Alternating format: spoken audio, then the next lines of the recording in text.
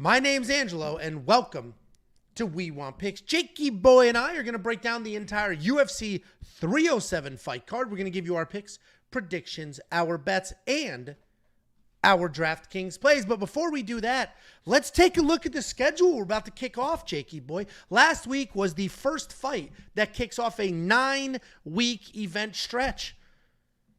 This 30-day window, we have UFC 307. 2 really good fight nights, and then UFC 308. This might be one of the best 30-day stretches we have of the entire year, and that's going to matter because I'm about to plug some premium for you, and you're going to want to do it for this 30-day stretch. Here's a quick look at how Jakey Boy and have done in pay-per-views. Pay-per-views tend to rule the roost. We get more viewers for pay-per-views. We get more signups for pay-per-views. We get more logins to premium for pay-per-views. We're closing in on 4,000 premium members, and pay-per-views, we see a giant spike in those logins. And here's how we've done in pay-per-views. Combined 10% ROI, a 70% event win rate on pay-per-views, almost 12 units of net profit across 10 pay-per-views this year. And we've had some sketchy-ass pay-per-views, so we've done quite well. Yeah, I'm trying to figure out what was where'd I go wrong on UFC 300? That deep dark red 300 was not a good event for us, and it sucks that that wasn't a good event for us because we had a whole bunch of new. I had Max Holloway as my lock of the week. How the fuck did I? I think I had Charles Oliveira. Dude, I had Jalen Turner. I think I had Rocket. I didn't. I had Jalen Turner screwed me, and I thought. I don't think I bet Diego. Oh yeah, Jalen. I was loaded up on Jalen. 300 was tough, especially when you get, like, that's why I like to do this zoom out, right? Obviously, in this sport, doing bets and stuff like that, it's a very much what have you done. That's weird that that's about, because I had Alex, I had Figgy versus Cody, Did you bet on Alex? I don't remember. I can look at my bets actually real quick. Well, either way, we're not going to deep dive, but... Oh, I'm going to that's what I do, is I go deep, I go hard, I go long, I go strong, I go all night, baby. Okay.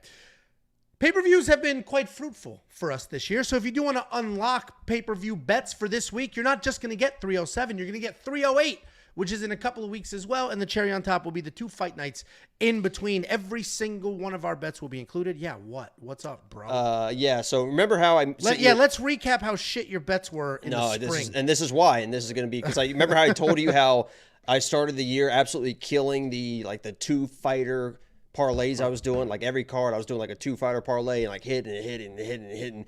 And then I couldn't remember why I stopped doing those, remember? Because I'm like, I'll start doing a safety parlay because I've been killing those. I couldn't remember why I stopped. Just remembered why I stopped, because I had Alex, I parlayed him with Jalen. Jalen fucked everybody, dude. I had Aljo, I parlayed him with Rocket. I had Diego, I parlayed him with Charles. Wait, Aljo won. Oh, Rochik didn't. Yeah, and then I had Figgy and Kayla, parlayed them with Marina. So I had a lot of good picks, and I fucking got a little bit greedy. So I mean, that'll do it. That'll do it. Yeah, that does suck, but it is what it is. Luckily, the rest of the pay-per-views have done quite well, and you can unlock not only this event, the next 2 fight nights, and then the pay-per-view. And you're going to unlock the picks, the bets, the round line leans, the artificial intelligence, but also the tools. We have a tool called the Data Analyzer. This has data for every single fighter on every single card clear through November. And you can use that data. You can filter it out. You can say, I want to see how many significant strikes Alex Pereira lands in wins, in decision wins. Like, you can run through his entire fight history, any one of the fighters, stack the filters, and then literally click a button and watch the fights themselves and do your tape study. We just gave it a big overhaul. It is now faster than ever. It doesn't even load. It's just instant. We also added the fighter images, the flags, and the arena that they are fighting in for each event. You could also unlock other tools like the Prop Hunter, curated set of data specifically designed to help you find prop bets. You can unlock the Line Movement Tracker. This is going to give you the opening odds, current odds, win probability, and line movement for every fighter on every card. This card specifically has 2 different fighters that opened as favorites and will close as a dog. The DraftKings Optimizer, which is preloaded with the best DraftKings projections in the game. And Artem. Cherry on top, Artem. Artem actually did quite well last week. He does Contender Series picks, bets, PFL picks, bets, Bellator, and the artificial intelligence giving you bets based solely off of historical data. Nearly skinned alive, and I was going to wear his bodysuit for the rest of my life and just pretend I was Artem forever because I told him he was the star of the show on the live stream Saturday. By the way, thank you guys so much for joining the live stream Saturday, and everyone that's watching right now. I am watching the Contender Series right now. Finney's making the walk right now. If you haven't already, make sure you like the stream. We don't ask for likes on these streams very often, but I had a ton of support on the live stream Saturday, but Artem was the show, and nearly almost got skinned alive, so go rewatch that if you want to see what happened there. But yeah, like the stream if you haven't already. He was spared. Thank you for sparing Artie. He also mentioned that he could beat your fucking ass, dude. I bet he can. So many people can. I did. Here is the address. If you want to send, if you own a small business, you want to send something, we'll open it, we'll review it. If you want to write a letter and send a letter, send a letter. Anything you want to send, we will open it, we will interact with it, we'll read it, we'll eat it. If it's sealed food and not on some weird plate. Here's the address. We Want Picks, P.O. Box 406, Prosper, Texas 75078. We do the unboxings, the mail openings, the mail day on the pay-per-view vlogs. So we will be filming this on Saturday before the fights. You ready to jump in? I don't think so. You're not ready to jump in, is what you said. No. Okay. Should we just wait, or what do you want to do? Typically, we try to give a health update. I don't know if you want to, is that something you're interested in to let the people know how you're doing? I mean, it seems like you're. Yeah, here you go. Not only have I been unbelievably healthy, I also am bigger, stronger, faster than Jacob. I can beat Jacob in any combat sport that you could ever think up or that has ever existed. I did it on camera. You can go watch that fight. Just search YouTube. We Want Picks, the fight. You'll watch Jacob's nose bleed. You'll watch him get tossed against the wall. You'll watch him break the rules and try to sneak in a couple things. So, yeah, my health is absolutely outstanding. I'm actually going to film this tonight, and then I'm going to wake up at 5 o'clock in the morning and go train because that's how healthy I am. So, yeah, do you have a health update for the people? Well, I didn't know if you want to reference and talk about the poop tracker that your wife was making you doing stuff. This is Angelo. You know, he's obviously been having health issues and stuff, and one of those health issues is to kind of make sure that he is staying regular, but not too regular. So his wife has been making him do like a little bit of a poop tracker, poop chart this year. So if you guys are interested, I asked Angelo for an update today, and he sent this over. So there's some of his poop numbers, January, February, March. First of all, that's clearly not mine. And if I did have a poop tracker, clearly not yours. Those are low numbers for an entire month. You shit fucking 50 times in a whole month. You only had a few days where you pooped twice in a day. Those are terrible numbers, dude. Terrible. I would say I'm at 35 to 40 a month. Once a day, maybe sometimes a couple times. That's it. I mean, yeah, this is why it gets concerning. That doesn't even account for like a Sunday after a good Saturday night when you have like. I mean, these are like May. What was going on in May, Angelo? 57 times. That's almost twice a day every single month. Well, that's not my poop tracker. But listen, what do you mean it's not? Why would I have somebody's random poop tracker? Why do you have a hat with Ryan Hall's face on it? You do weird autistic person shit. That's why. But you honestly think that like multiple poops a day is like a normal thing? No, I'm saying over the course of a month, 60 poops in a month's not crazy. In a month, that's not crazy. Because you'll have days where you'll do 6, 7 poops. Now say what now? Dude, everybody here has had too many beers, ate too much shit right before bed, and then they woke up and this is like a dump. An hour later, another dump. They're little like, Those all count. So if I'm tracking poops, those are low numbers. Low numbers. You've been here for the vlogs. What do you think happens when I eat a thing of buffalo chicken dip the size of my head? You think it's just one nice poop the next day? Move on? No, of course not. I understand that might be Yeah, see, this guy, Kenny Ash, gets it. That might be normal to you, Angelo. That's not normal. Nah, that's normal to everybody. Everybody pretend that's not the case is bullshit. Finney's you don't eat. You eat like a bird. You eat like a bird. That's the problem. Do I? Yes. You eat like Finney's a in child. full mount. He's going to try and get this finish now. Look at Dana smirking in the background, too. He loves it. All right. He wants to sign this kid. Well, if you wanted to talk about that, you should have live streamed that. But Drop some elbows, Finney! No, we're not doing that. We're not doing that. All right, we're moving on. You ready? I'm ready. Opening up the UFC 307 fight card, we have Tim Means taking on Court McGee.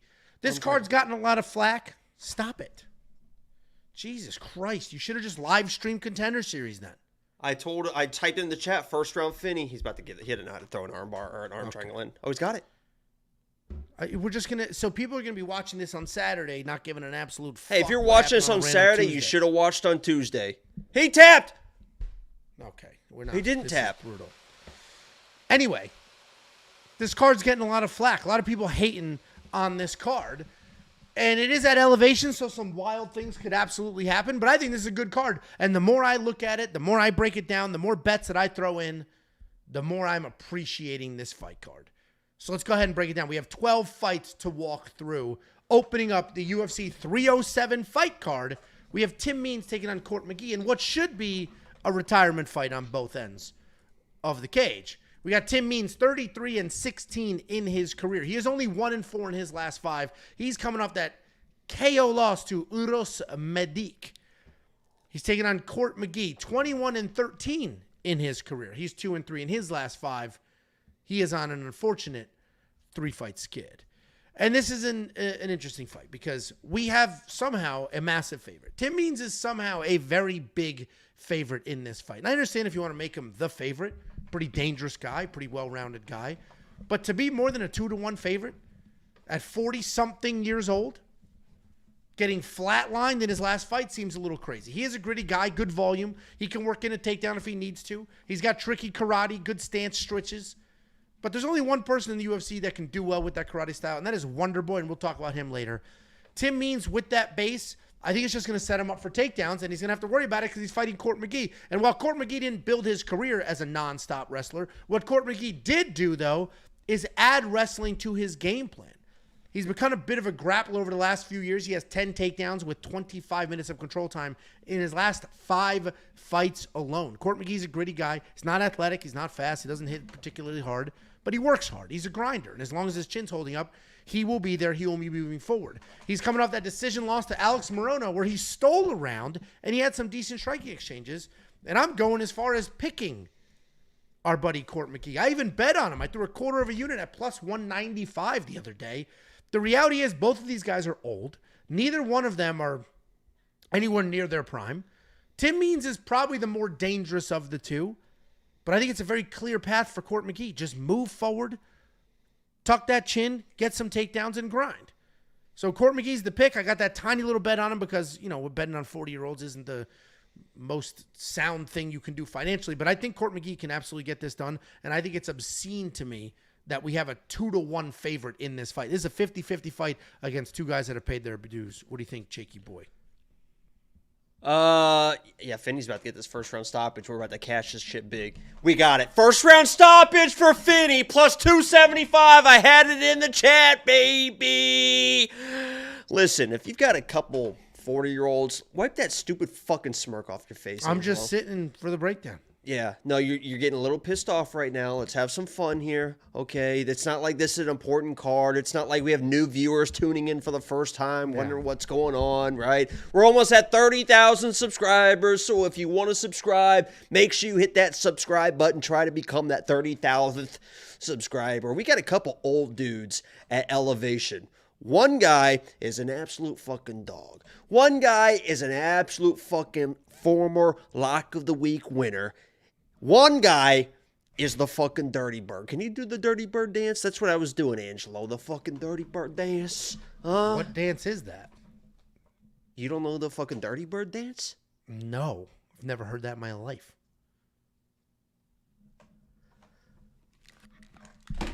Okay. So do I have to Google Dirty Bird dance? Okay, yeah. Why would I know Julio Jones's dance from 2012? Did you go outside at all as a kid? I wrestled, and that's an indoor sport. Like you are the most uncultured person I've ever I am raised been by around. immigrants. I have been raised by immigrants. I agree. I did not have a normal childhood. English wasn't even spoken in the house. I did not have a normal childhood. I wasn't exposed. My mom would rip cigarettes in the car, smack my friends, curse at me in different languages. So no, I wasn't exposed to normal shit. Why don't you tell us about the Dirty Bird dance and who you think wins this fight? Listen, if there's a couple 40-year-olds and one's an absolute dog and one is going to need takedowns, because I do agree, he's going to need those takedowns, he's going to need those control, and they're at elevation, guess what? I'm going to trust the guy that I know he might get taken down, but he's going to be able to make Court McGee work with those takedowns. He's going to be able to threaten the front choke. He's going to get back to his feet. And on the feet, when these guys are just in a phone booth doing old uncle type fights, right? The drunk uncles in the backyard. I trust a guy like Tim Means because that's just how he likes to fight. He likes to get down. He likes to get dirty. He likes to start throwing volume. And the second that Court McGee can't get those takedowns, he's in big fucking trouble, in my opinion. So I think the odds are probably a little bit wide, right? I mean, it is like, I agree, crazy. Angelo. Hey, we're not going to fucking disrespect Tim Means by saying it's crazy. A little bit wide, right? Probably a minus 150 is where I'd put Tim Means. I think he should win, but straight up in honesty, I'm going to watch it. I'm going to enjoy it. I'm going to be rooting for the Dirty Bird. I'm going to be doing the Dirty Bird. I'm not betting Tim Means, but he's my pick. Yeah, I mean, he's definitely the more dangerous of the two. But you also implied, and Tim Means is a dog, but that you almost implied that Court McGee isn't. Court McGee is a dog too. He's not gonna quit. He's got no quit in him. A little bit chinny. Correct, but that's not him quitting. That's God. Like that's his chin. He can't help that. Which one? Which what? God. We're not doing that. No, yeah, we're not doing that. The MMA guys? Whatever one. Yeah, correct. That's the yes. Did you see that Iran bombed Israel today? What do you think about that? I do think that we have interesting pricing here in DraftKings. $9,000 on Tim Means, $7,200 on Court McGee. Those match the betting odds. I think Court McGee's a decent stab at $7,200, dude. A close decision win and a couple of takedowns, and that dude blows out your lineup, and he is worth his money. The only way Tim Means will cover his salary, because he's not going to shoot takedowns. The only way he does well, covers his salary, is with a knockout. You think he's worth it in a DraftKings fantasy lineup? Tim Means can counter wrestle Court McGee if he wants to, but he's not gonna get takedowns and get him $5 or 5 points here, 5 points there, 5 points here, 5 points there. If Tim Means' takedown line is at a half and it's plus money, I'm fucking hitting that hard. Let's see. How many takedowns does he average per fight? 1.16 per 15 minutes. Against the 69% takedown defense. It's not nice. Crazy that he would get one. Ow! You know how you can know that society has really gone off the tracks? That you and I can do this and make money? We make money? wait, hold on a second. Paid for this? Hold on a second. I didn't realize that we were making money. I thought we were just doing this for fun. I thought you told me that you just enjoy. We have a lot of fun talking together. Let's just do this. I didn't realize money was coming in. Holy shit! You said we still haven't had one person sign up for premium yet. It's crazy. As soon as we get somebody to sign up, you said I can start getting paid, but you said nobody has signed up. I don't understand what's going on here. No, when I see a 69 number on Twitter. It used to be very understood. The only reply under that is nice. And if you see a 69 in a tweet, nice. You can scroll for days. Nice. Oh, this existed outside of your world. This was Twitter world. Oh, this was Twitter. This is what the world used to be. It was just very understood that that's what you write. And there was not a single reply except for nice. And it was always funny.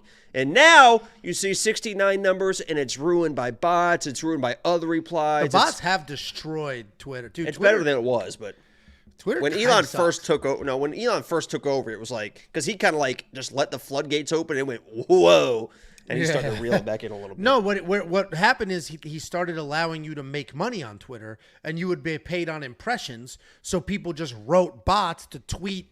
Find the most popular tweets on the world and then reply to those tweets with videos to get impressions. That's why any tweet you see, the replies, any popular tweet you see, the replies have nothing to do with it. It's all just to get impressions. Either way, 30 We've got some good picks, bets, round line leans, and more on premium. You could be the very first premium sign up. I actually already have, 4.5, 5 units already, which is very out of character for me. I'm feeling very good about this card. There's a lot of spots that seem pretty obvious to me. And you know the way I bet, I don't overexpose anything, so you're not going to see the same person in 5 different parlays and then act shocked as hell when I lose all 5 of those parlays. But if you do want to unlock all the picks, the bets, the round line leans, the artificial intelligence, and more, not just for this card, but this card, the 2 fight nights, and then UFC 308, which is a banger, WeWantPicks.com, click become a member at the top. Real quick, before I question that disgusting drink, did you see the rumor they're trying to, and I doubt this is true, that they're trying to add Volk versus Gagey to UFC 308? That can't be true, but it got some legs. Where'd you see that? On Facebook, Angelo? You old bitch. It was on MySpace. Someone posted, but you have to quote and share this, otherwise Facebook's gonna shut down your account. By the way, Gagey, my mom was gonna die if I didn't send it to her and 8 other people. Either way, that's a great card no matter what. And we got some super chats. $10 from Donovan Kelly. Jacob, I did my job. I did my job. What do the dogs have to do to get the DWCS? We're live streaming right now. I just hit a first round Tory. This is what you guys don't understand. Jacob will only do what he wants to do when he wants to do it. And for live streams, that makes sense because if he's not in the mood, you guys can the issue was I've put a lot of time in the Lock of the Week videos, and since we are going live on Mondays for this stuff, I had to work on my Lock of the Week videos on Tuesday nights. Otherwise, they weren't going to be the same production value. And the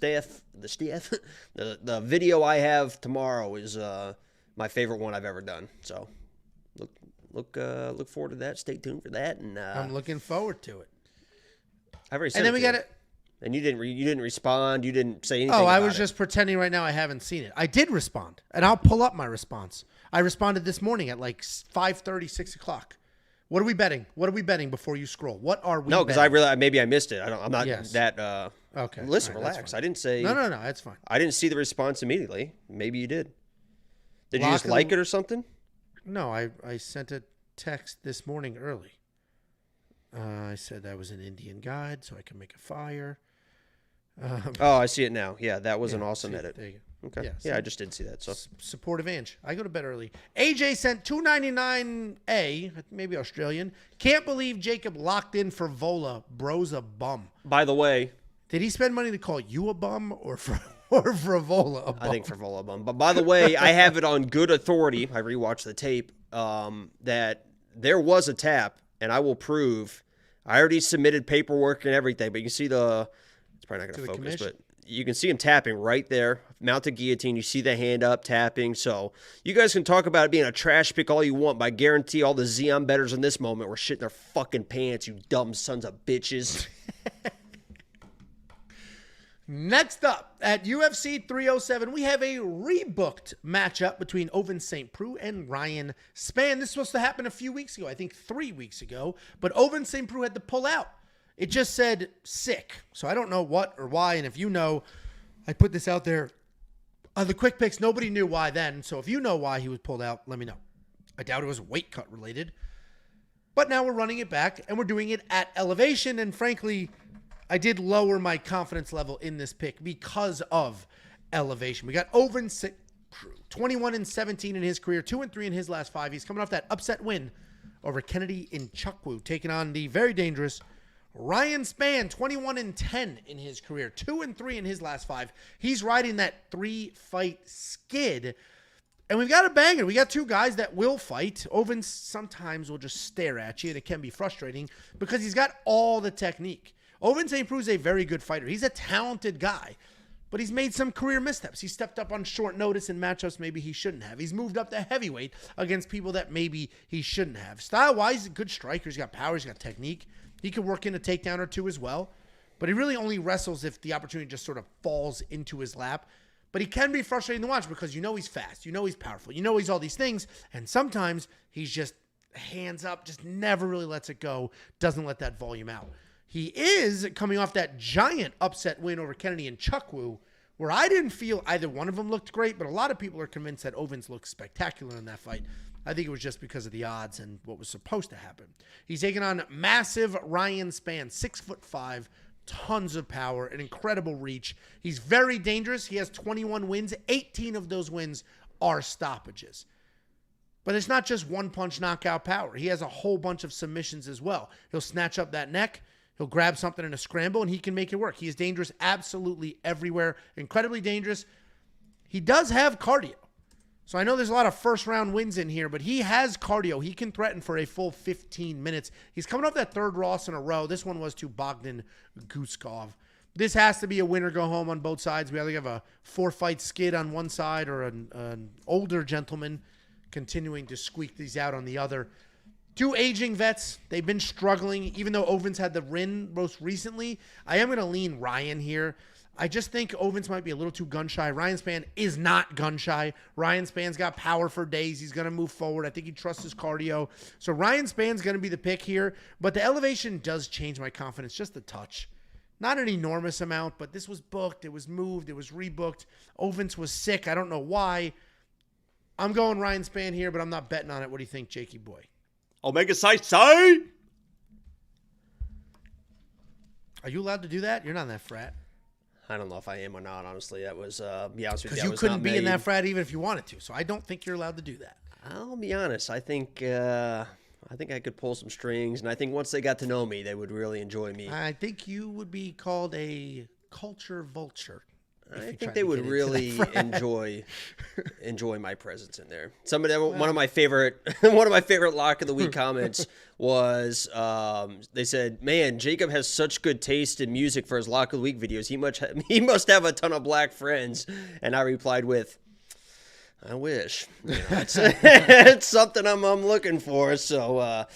Yeah, I honestly, people that talk about Ryan Superman Spann, by the way, I took David Hernandez by points in this Contender Series fight right now. I don't know anything about any. I don't know who these fighters are, but that's what I played for this one. We'll see how it plays out while we're watching. Ryan Superman Spann has very overrated power. This guy's not a powerful guy. He's a huge guy. He's a big guy, not a powerful guy. 21 wins, 6 knockouts. When you're 6'6", 205 pounds, you have 6 KOs in your entire career and 21 wins. That's not a lot of power. Crazy way to look at that. He's had 18 stoppages. 18 stoppages of 21 wins. That's so crazy that you tried to reduce it down to the number of knockouts and say he's not dangerous. Crazy. I said he doesn't have power. I didn't say he's not dangerous. I said he doesn't have power. He doesn't. For a 205-pound man, he lacks the power that most light heavyweights have. In a fight like this against what people will consider a chinny OSP, OSP probably is a chinny guy. I don't think Ryan Spann, I think Kennedy Nchekwu was twice as powerful than a guy like Ryan Spann. OSP was biding his time in that fight. Now we have a big cage at elevation. I believe that this fight is going to turn sloppy. I don't think Ryan Spann's going to when you see Ryan Spann just walk across, just one-punch knock out somebody, except for like a Dominic Reyes or whatever, who has been chinned by about everybody at this point. Now he's making a resurgence. We love him for that. I don't see Ryan Spann coming through and chinning OSP. I think this turns sloppy. I think there's a lot of clinch work. I think it turns crazy. I think there's some groundwork, and I think that on the ground, OSP is going to outwork Ryan Spann and find a submission, and I'm going with OSP because I think this fight is very sloppy at elevation. Ryan Spann is overrated power, and I'm taking the dog here. Yeah, you picked him last time too, so consistent with that, which I get. I mean, if Ryan Spann does have cardio, and I think he got robbed a few fights ago. Like the 3-fight skid's got some asterisks in the mix there. But I do. We are split here. $9,200 in DraftKings Fantasy. That's because of the 18 finishes and 21 wins. That's the only reason. And Ovince St. Preux's 41, and he's been stopped before. So if Ryan Spann wins, he will absolutely be worth that $9,200. Who do you think would win in a jiu-jitsu match between these two? I don't know their belts. This feels. Well, like I mean, it's not about fucking belts. I was just a genuine question. I just feel. Like I would assume Ryan Spann with all the submission wins. I think OSP's a much better grappler. I don't know. I don't. It hasn't really. I know they're I've MMA seen them both grappling. grapple when I fucking. Yeah, I know they're MMA grappling, and Ryan Spann is just snatching things up as soon as he can. But I don't know what like position grappling only would look like between the two of them. OSP's the better athlete between the two of them, so If they've been training and if they've been training the same amount, then yeah, it could be OSP for sure. But Ryan Spann, we've seen him snatch things up. Either way, DraftKings Fantasy, I don't know if I'm going to spend that money on Ryan Spann. If he wins, he's 100% worth that money, but there's so many risks there. If I'm building a single entry cash game lineup, I can't spend that money on that slot. But if I am chasing a giant payout in a large tournament, not only will I use the optimizer on the website, but I might have exposure to Ryan Spann. If you want to unlock that optimizer, chase that payout. If you do want to take a peek behind the curtain, see the bets, the picks, the round line leans, the artificial intelligence, every single thing that we do, you can do so now. WeWantPicks.com, click Become a Member. $10 for an entire month, and that month includes 307, UFC 308, the 2 fight nights in between. We have a super chat from an angry Discord person, Angelo. That's Al Bundy. Show some respect. Angelo, why are you such a jerk to premium members in the Discord? Don't let the success of this channel get to your head. I agree, Al Bundy. Let me address it first. That I just can't. Oh, here we go. Okay, I'm talking about this to the person watching this stream right now. You're yelling nonsense. It's unbelievable. Listen, I'm going to need a specific example. I'm not a jerk specifically to premium members or specifically to non-premium members. If you guys at me with some dumb shit, I'm going to respond accordingly. And that's the problem with Discord. Discord has given people a lot of access. And I get a lot of at Angelo, lots of trolly shit, pictures of me eating, all sorts of dumb shit. Organizing your candy. People love you organizing your candy. That's the new topic these days. All sorts of stupid shit gets added. Anytime I miss one bet, at blah, blah, blah, blah. So, yeah. But you're proud of that candy. Offense. You're proud of that candy wall. Oh, people having an issue. Yeah, and I don't, especially like someone tried to troll me today in the Discord, and I was like, bye. You're not going to fucking fuck with me in my own Discord. You're not doing that. Get the hell out of here. Angelo is very, and this is kind of a peek behind the. Yeah, here we go. I mean, this is kind of a peek behind the curtain on how he treats you guys that way. Imagine, how he treats me and how he talks to me, because I mean, he is just angry all the time. It's been years and years of mental abuse, but now it's starting to turn a little bit more physical. You guys have noticed on the pay-per-views. Didn't you say you beat me up in that fight?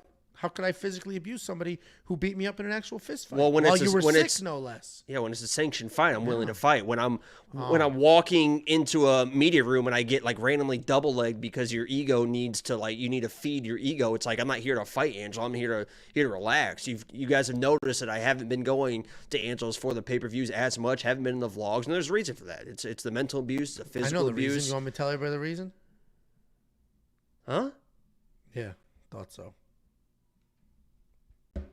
Anyway, I'm just me. And when people say dumb shit, I respond accordingly. The last little outburst I had that wasn't specific to an actual person, I placed a bet.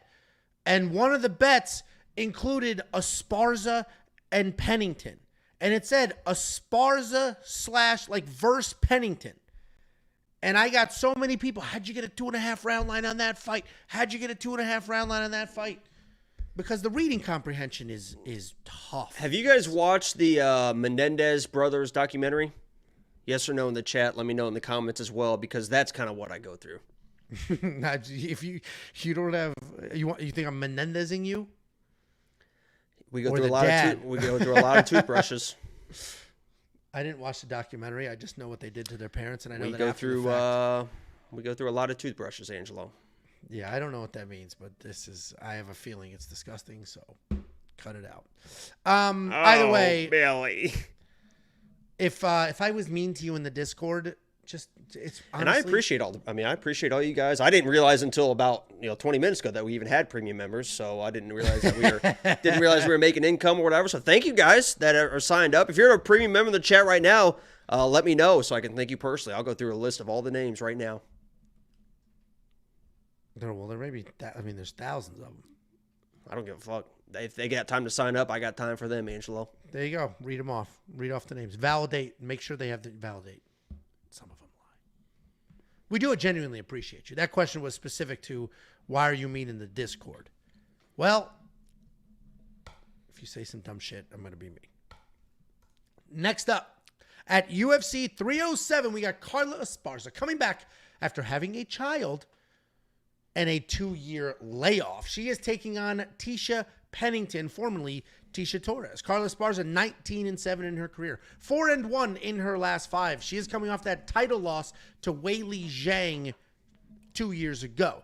Taking on Tecia Pennington, 13-7 is in her career. She is 13-7 in her career. 3-2 in her last 5. She's coming off that very insanely close decision loss to Tabitha Ricci after her own 2-year layoff after having a child. Carla Esparza, if you're new here and haven't been watching this sport very long, well, Carla Esparza is the former champion of the world, the former multiple-time champion of the world. She lost her belt She lost her belt in 2015. Did you mean it? Yeah, of course. She lost her belt in 2015 and won it back in 2022. That is a rare breed of person that has been able to do that in this sport, lose their belt, and many years later earn it back. What would be the most rare animal that you would want to breed with? I mean, that could have gone a million different ways, and you might have gotten an answer out of me, and that it was breed with. So that, no, there's no... Well, probably for me, it'd be like a centaur, because they're half human. No, I'm good. And yeah, and half bull. Bull? What the fuck you think a centaur is? Or is it half horse? Either way, they're only men. Haven't seen any women's centaurs drawn. What? They're only men. Actually, I'll send you some animes. No, you don't have to. It's okay. You don't have to do it on the stream. It's a very personal decision. Anyway, Carla Esparza won the belt 2014, lost it 2015, worked her way back up, fought some of the best women on planet Earth, and won that belt back in 2022, and then lost it to Weili. She is a wrestler. There's not much else in that tool bag. It's move forward, shoot the takedowns, move forward, grind. She's a wrestler. That's it. A very one-dimensional fighter, but she's been doing it for a very long time, and this is officially her retirement fight. She's taking on Tecia Torres, formerly Tecia Torres, now Tecia Pennington. She's on the other side of that spectrum. She's not one thing. She's good at everything. She's got a ton of cardio. She moves forward like a whirling dervish. Her nickname is the Tiny Tornado, and that's because she's throwing tons of punches, shooting takedowns, just working, moving forward, not slowing down, and working. She's good everywhere. She's not amazing anywhere, but she does have absolutely relentless pressure and cardio. She's coming off that loss to Tabitha Ricci, where she really seemed to struggle with Tabitha's size and strength. She looked much better than I thought she would. I was like, 2-year layoff, had a kid. She's not going to look very good. Tabitha's going to take her down, do whatever she wants. Tabitha resorted to holding her against the cage because Ticia's takedown defense held up. And Tecia was busy throwing the strikes, doing all the stuff. And if she just wasn't so small and wasn't held against the cage, she was going to win that decision. I think Tecia wins this fight. Carla has a very clear path with the wrestling, of course. But I still think Tecia wins this fight. I think she's just going to be too busy. Carla fighting her last fight, knowing it's her last fight. Carla just having a kid, coming back. Carla has nothing to prove anymore. She's done everything. She's won the belt multiple times over. I just think she's going to come in here, get her official swan song retirement, and Ticia's just going to be too much, too fast, too busy. As Jacob said earlier, the cardio wears on the wrestlers faster than it does the strikers, and Tecia lives at elevation, so I just has to be a Tecia Torres pick. What do you think, Jakey boy? It's a great fight, and my Martinez by points is looking good right now, so I'm kind of the smartest man alive. Yeah, I'm going to go Tecia here because, as you mentioned, we got Carla Esparza. She's either going to get the takedown to win, or she's not, and she's going to lose. I just think that Ticia's going to be her footwork in and out.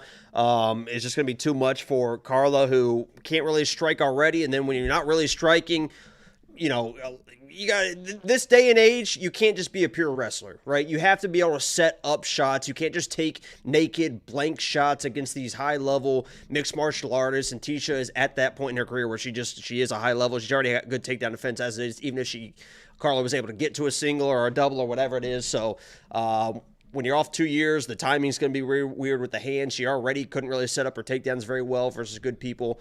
I'm going Tecia here. Okay.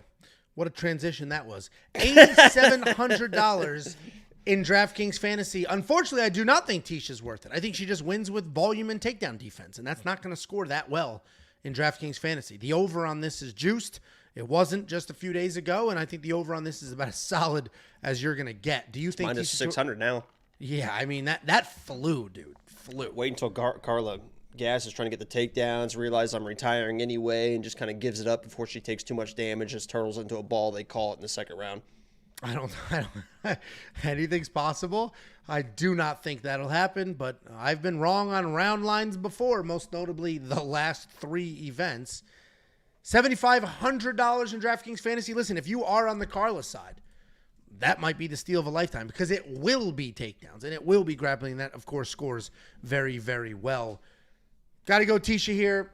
Not in my DraftKings lineup, but I do trust her enough to win this fight, and I do think she's very affordable at -170 or -162 if you head on over to Bet Openly. If you do want to check out all the picks, the bets, the round line leans, the artificial intelligence, and everything else that we have to offer, it's $10 a month. We don't have any weird packages. There's no weird like, oh, the fantasy tools are 10, the bets are another 10. None of that bullshit. It's $10 a month.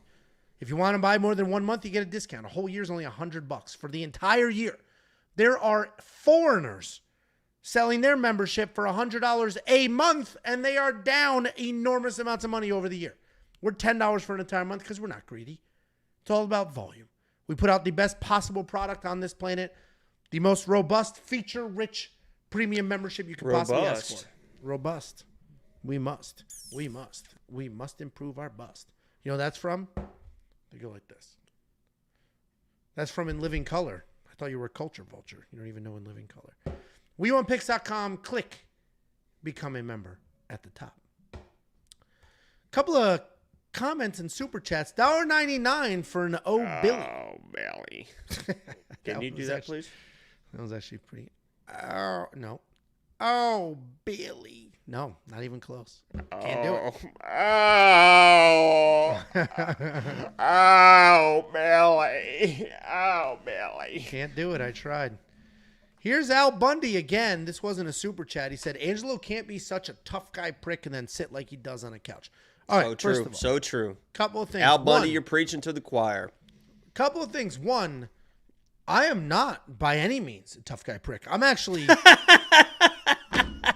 Okay. I am, here's how I live my life. Say it again. I want to shit my pants. I'm laughing so hard. Say it again. I want to shit my pants. Say it again. Say it again. Shut up. My side is splitting. Here's how I live my life. I match energy. If you come at me hot in the Discord with some stupid shit, you're going to get that response. If you're aggressive, I'm aggressive. If you're calm, I'm calm. I'm a match energy guy. That's how I wrestle. That's how I train jiu-jitsu. That's how I exist in the world. I'm a match energy guy. So you come at me nice, I'm nice. You'll never see me railroad somebody coming at me all friendly and nice. Ever. And also, I'm the nicest guy in the world. That's all you do. And the way I sit on the couch, it's crazy that many people care that I am comfortable on my own couch in my own home. That's insane to me. Yeah, you sit like a gay.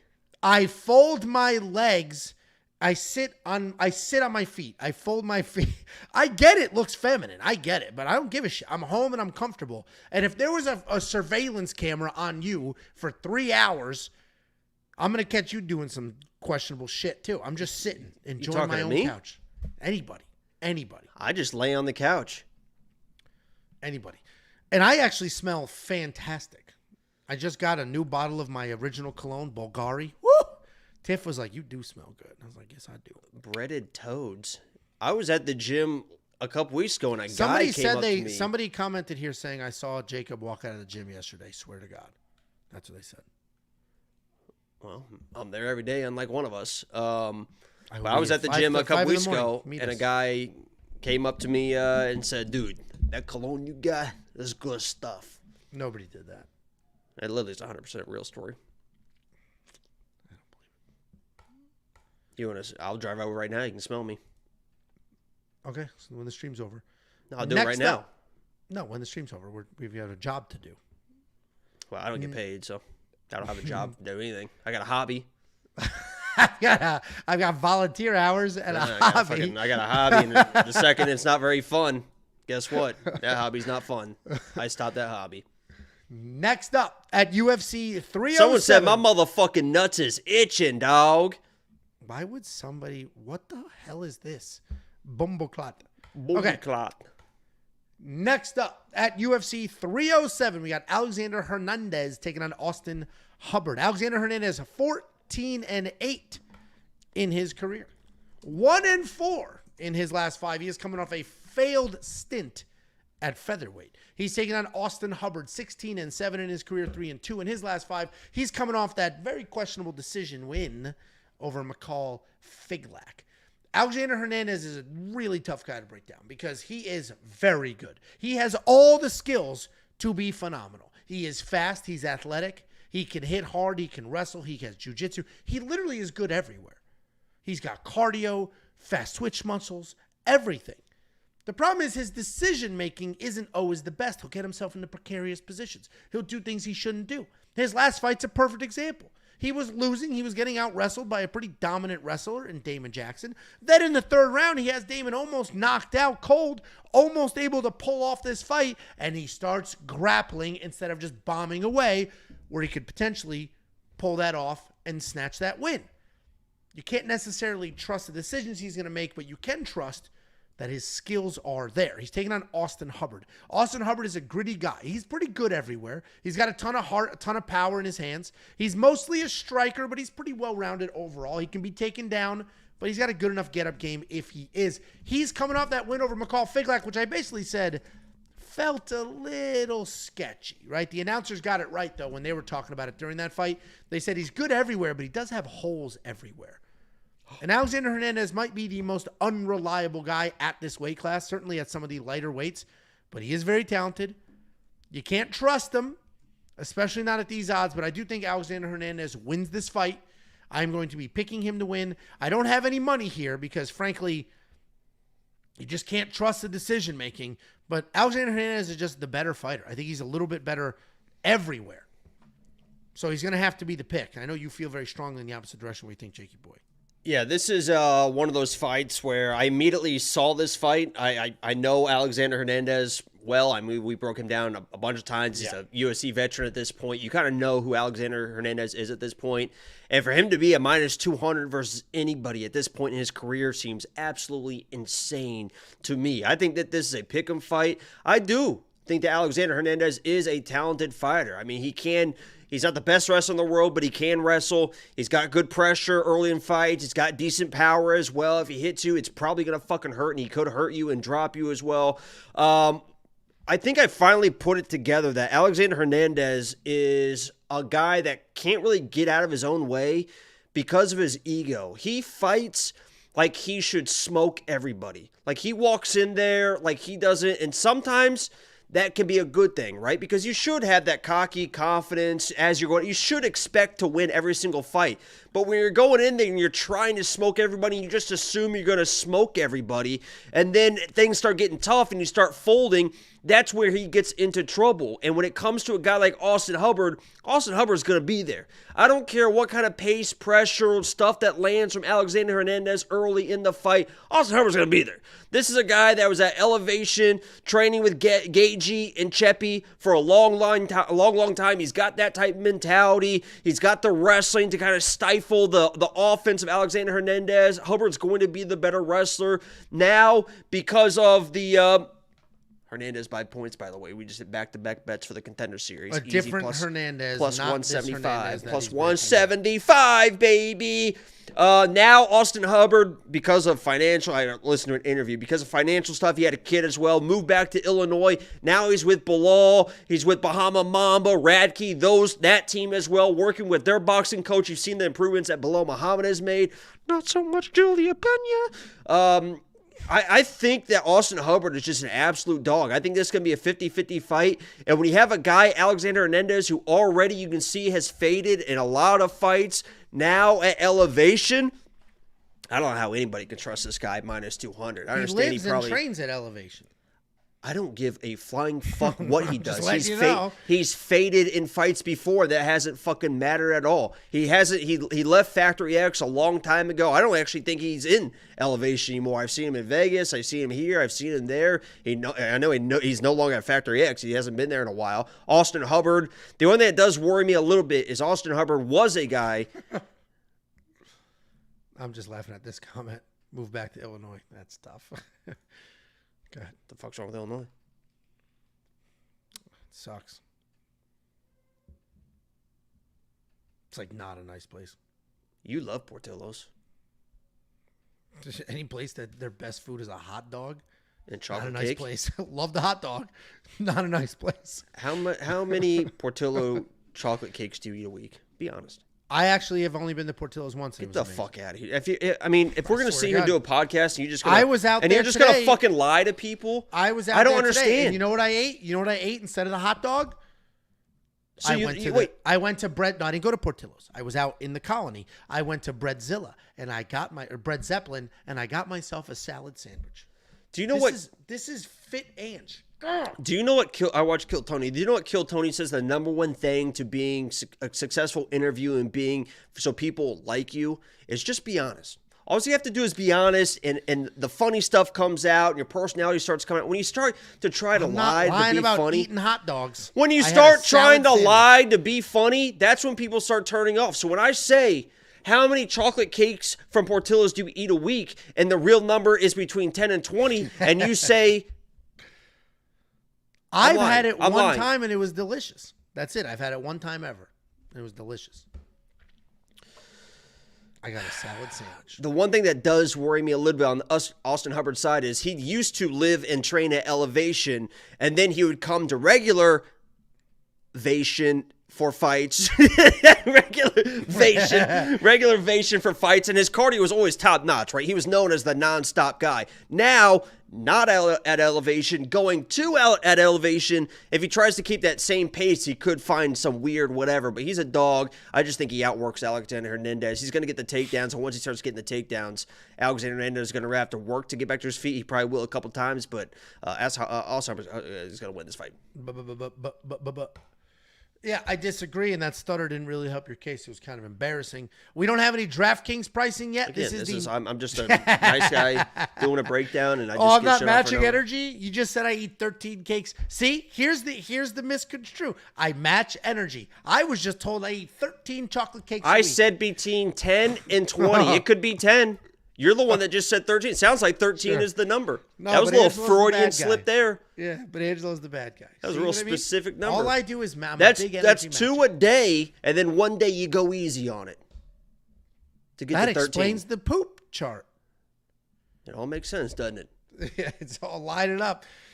Anyway, we don't have any DraftKings pricing for this fight. It's the newest addition to this card. The odds are relatively new as well. Just came out the last couple of days. I'm with Jacob. I'm picking Alexander Hernandez. I think it's just a better fighter. The odds are crazy. I'm with Jacob. I'm picking out. The odds are crazy is where I was. That's how I was ending it. Because that's what you say. These odds are crazy. Why are you so angry tonight? I can hear it in your tone. I can hear it in. Energy. I'm great good. I'm winning money on Contender Series. I'm having fun in the chat. Right. I'm always in a good mood, Ange. I'd be in a better mood if you guys became a premium member and unlocked everything that we have to offer. In all sincerity, me, Jacob, Josh the web guy, a few other people doing some. We got fucking bills to pay, people. Not that. Well, but not just that. My rent was due today. We put an enormous amount of time and effort into making sure it is quite literally the greatest product available in this space. And that's not an exaggeration. That's not like the things that web guy Josh. You wouldn't believe the stuff that Angela makes me do. There's all sorts of sexually things you can unlock. But in reality, it is quite literally the greatest offering on that space. Like literally, yes, here's our bets. That's the bare minimum is here's our bets. There's also a huge array of tools and insights, information, data. We built a tool, coded a tool from scratch that you can watch fights. You can pull in data. You can build out a chart. Like it's insane what you can do. WeWantPicks.com. Click become a member at the top. Quite literally the greatest offering. People are really like linking you with Diddy. Is there something that came out or something? No, but have you ever been to a Diddy party? I would have loved to. Not for the creep stuff, just to be like, I went to a famous person's party. And what 2020 October 2024 saying you would have loved to go to a Diddy party? What happened at the parties? I know what he was arrested for. They make it sound like everybody who walked in that door was just a creep. It wasn't pedophile. It was like just stuff, a right? monster orgy weirdo shit. Like just a sexcapade. Why weirdo? Okay. Homosexual activities. No, now see that was that. You added that. Anyway, no, that's what it's known for. And Angel's like, I would love to go to a Diddy party. I thought he was in trouble. I thought they were just known to be wild parties, and then at a certain point it turns into sex Look at the stuff. comments right now. They're going to be like, whoa. I don't know what goes on. Anyway, Sharp Brother said, Angelo Jacob, when you guys went to UFC together, did you ride that roller coaster? I heard that fucking roller coaster outside my window all night long. He's talking about the New York roller coaster. The problem is Jacob wasn't tall enough, and I wasn't going to ride without him. That just felt rude. So we did not get to ride it. Joel says a salad sandwich. Yes, Joel, I'm glad you asked. There's a place called Bread Zeppelin, and basically it's a full salad place. They have salads, right? You build your own. They've got a menu, but you can build your own salad, all the toppings and meats. Man, you would get your fucking ass tore up at a Diddy party. That big ass fluffy thing. Handsome? No. Take a step back and show that thing off. No, thank you. And hold on, I got a challenge for you. I'm trying to explain salad sandwiches. Nobody gives a fuck. You have to stand up. Joel gives a fuck. Joel, then hold on. Then they take a piece of French bread. Nobody run gives it through a fuck. a toaster. So this is what you do, and they say a lot of guys. They say a lot of guys can't do this. Okay, you have to stand up, face the other way. No, I can't do this. I've tried. Pick up the chair or some dumb shit and crawl up the. No, you want to let me finish, or you want to try and just rather keep guessing? not, because I'm not doing this. But go ahead. No, it's a fun game. Okay. All right, you do it. Move first. the chair out of the way. No, I have to. I thought so. You're gonna stand up. You're gonna face the other way, and you're just gonna jump 3 times fast. This is so stop not fucking doing that. Huh? So you just can do screenshot? It. No, I'm not gonna screenshot. I'll sit right back here like this. No, I don't stand even know up. what. Just do it. Will you just entertain? Just entertain the idea. Show me. If you do it, I'll do it. It's that simple. Okay, this is what you do. Like middle school. You just stand up like this. Am I in the screen? And you just go 1, 2, 3. I'm gonna see my ass jiggle. No, it's not. You don't have shorts on. It's not gonna jiggle. It's very easy. Move back so we can see you, and then turn around when I say go. Do 1, 2, 3. Turn around. Ready? 1, 2, 3. Go. I mean, what are you doing? 1, 2, 3. Hear those cheeks clapping, baby? You hear those cheeks clapping, baby? He got that thing on. That's why he wants to go to that Diddy party. I was wondering what the He got that thing on. You hear that thing clap? Yeah. Damn, Billy. Oh, my. Yeah. You hear that thing clapping? I was wondering what the hell. I thought this was one of the I thought this was one of those wholesome. God damn, Angelo. Have you seen the wholesome ones where they're like you can't, like a woman can lean against the wall and pick up a chair and a man can't, all that crap? I thought that's. I fucking quit, dude. I can't believe that actually happened. No, I didn't know what you were gonna do. You did it, so I'm like, this can't be bad. If I was smarter with the hip shit, it would have been great if I did that when you fucking jumped and got your stupid. That would have been good, but I would have been proud of it, not embarrassed. Well, because I'm. How about when I did that? You just got a full view of my dog cock up laying on the ground. Now say what? What did you just say? He's a big belly up dog. He likes the belly rubs. Cock out. Cock out. Next up at UFC 307, we got a battle of the strikers. We got Cesar Almeida taking on Ihor Potieria. Cesar Almeida only 5-1 in his MMA career, and that's because he started as a professional kickboxer. He's 4-1 in his last 5, and he's coming off his first ever career loss. He's taking on Ihor Potieria, 21-6 in his career. 2-3 in his last 5. He's coming off that submission loss to Michel Pereira, which was a wild fight for as long as that lasted. Ihor Potieria is a pretty good striker. He's got a loose style. Solid power, good accuracy, but he can be hittable because he keeps his hands low. He relies on his chin, and his chin doesn't always allow him to rely on it. He is just a pure kickboxer. He made his way, like Cesar Almeida did, to MMA later, but he didn't add the other MMA skills. He didn't add takedowns. Takedown defense isn't really there. He's just a kickboxer in a cage. He's coming off that wild loss to Michel Pereira, where he will forever be a highlight. He's taking on Cesar Almeida, big-time professional kickboxer. He had a lot of success at kickboxing at the highest levels. He even beat Alex Pereira. He went 1-2 against him. He does everything you expect a high-level kickboxer to do. Clean combinations, big power, good footwork.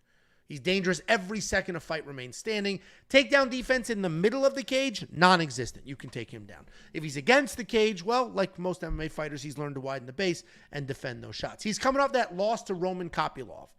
Roman Kopylov needed to wrestle. He could not defend the takedowns. But Roman Kopylov is also a high-level striker. And that's how good Cesar Almeida is, that Roman was like, I can't do this. Let me shoot some takedowns. And if Ihor Potieria had a little bit of grappling in his back pocket, maybe, right? He's got 5 times the professional experience, but he never added those tools. He never added anything beyond kickboxing. So we have a kickboxer versus a kickboxer with small gloves in a cage. Got to go Cesar Almeida. He should just be the much, much better striker in a mostly striking matchup, as Jacob likes to say. What do you think, Jakey Boombalats? I'm on Alberto here, first round finish, so we'll see how it plays out. Again, I don't know anything. I don't think anybody can tell right now anyway. The fight's literally starting right now, but that's the bet I played for 3 in a row in Contender Series, so how it plays out. I like Ihor Potieria. I actually think that he is a very, I don't want to say a high-level striker, but he is a good striker. He's a fast dude. He is slick with his hands, especially at 205. When he was at 205, he looked really, really fast against kind of those slower guys. At 185, the speed isn't quite as an advantage.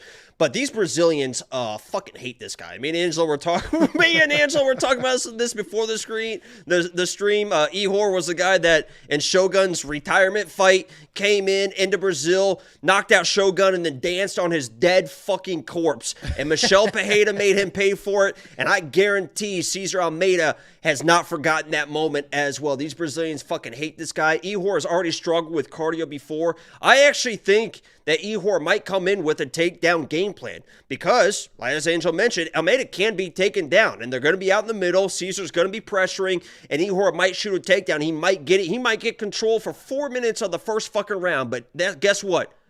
This guy's got an anaconda right now. He might get this first round finish. Oh, he let it go.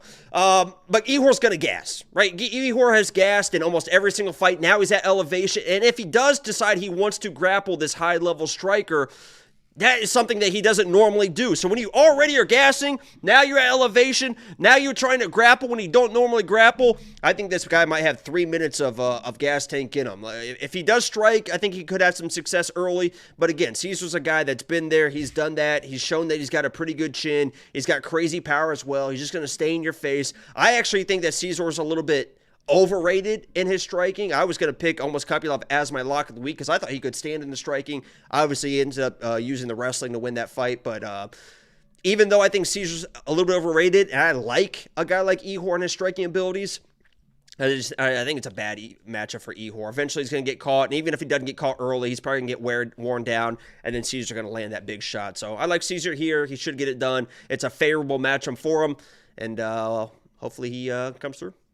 Yeah, and you mentioned Ihor beat Shogun, danced on top of him, almost Aylin Perez style, danced on top of him, and then the Brazilians hated making him pay for it. But you left out the point, you said this before we went live, that Michel Pereira danced on top of Ihor the exact same way. Like, it was in his mind. Like, it wasn't just like he did the same exact dance. Yeah, it was very purposeful. It wasn't like, they hate him. Like, he literally remembered what he did to Shogun and then did it. Yeah, it was on purpose.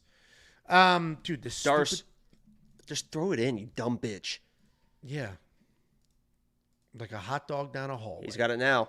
Feed the hips, feed the hips, feed the hips, feed the hips, feed the hips, feed the hips. Yeah, this is definitely, I love it. Feed the hips. $9,400 in DraftKings Fantasy for Cesar Almeida. And honestly, that seems like it makes sense to me because Ihor Potieria can be finished. He has been finished before. So I can see more of the same happening here. So now we have Cesar Almeida, who is a finisher, a high-level striker, fighting somebody who can be finished, who's also going to strike with him. So I think that Cesar Almeida will be worth that $9,400 in DraftKings Fantasy. I do worry about the round line at 1.5. It might take a little time. Cesar doesn't come out crazy, and Ihor might slow down, take his time. But I do think there will be a finish. I do think it'll be worth the money. What do you think for the DraftKings line on Cesar? Oh, no. Our guy's in trouble now. Our guy's in big trouble here, Angelo. Big fucking trouble. What do you think of the DraftKings Fantasy line for Cesar? Should be good.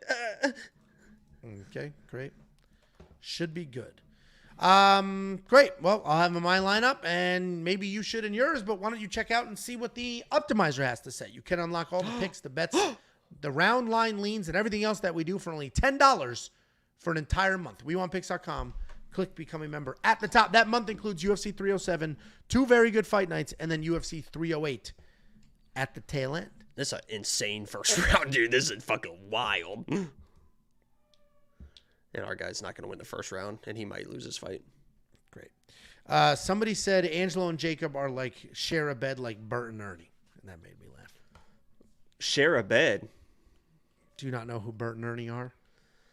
I know who Bert and Ernie are. I had a Bert and Ernie birthday cake as a kid. At graduation. The best well, you know, my parents didn't let me have birthday parties after 8 years old. My dad literally said, "You're too old for birthday parties at this point." And honestly, I wanted to have kind of my own birthday party. I'm going to the Apex here in a couple weeks for my birthday. My birthday's in a couple weeks.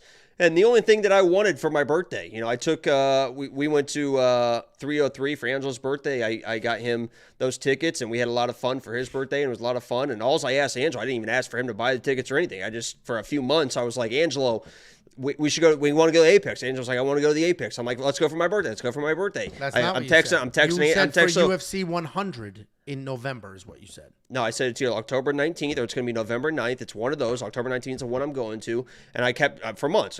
Figure it out, Angelo. I'll figure it out. And then finally, Angelo's like, I can't go. Couldn't make time for my birthday. I understand, and that's just how it is. We'll do one together again, dude. I got kids. You've seen them. They're here.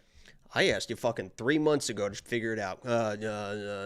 That's all I wanted for my birthday was for you to go to the Apex with me. You asked. So we could experience that together because you said you really want to go to the Apex. I'm like, perfect. To go to the Apex. We can go together. It'll be my birthday. We went to Vegas for your birthday. You never mentioned birthday till right now. This is the very first time you've said birthday. Pull up a text. Literally the only time, the only reason I'm going, I'm going to the Apex is for my birthday. That's the whole reason. It's 3 days after my birthday. I'm going to the fucking Apex for my birthday. First of all, Angelo, would you like to go to the Apex?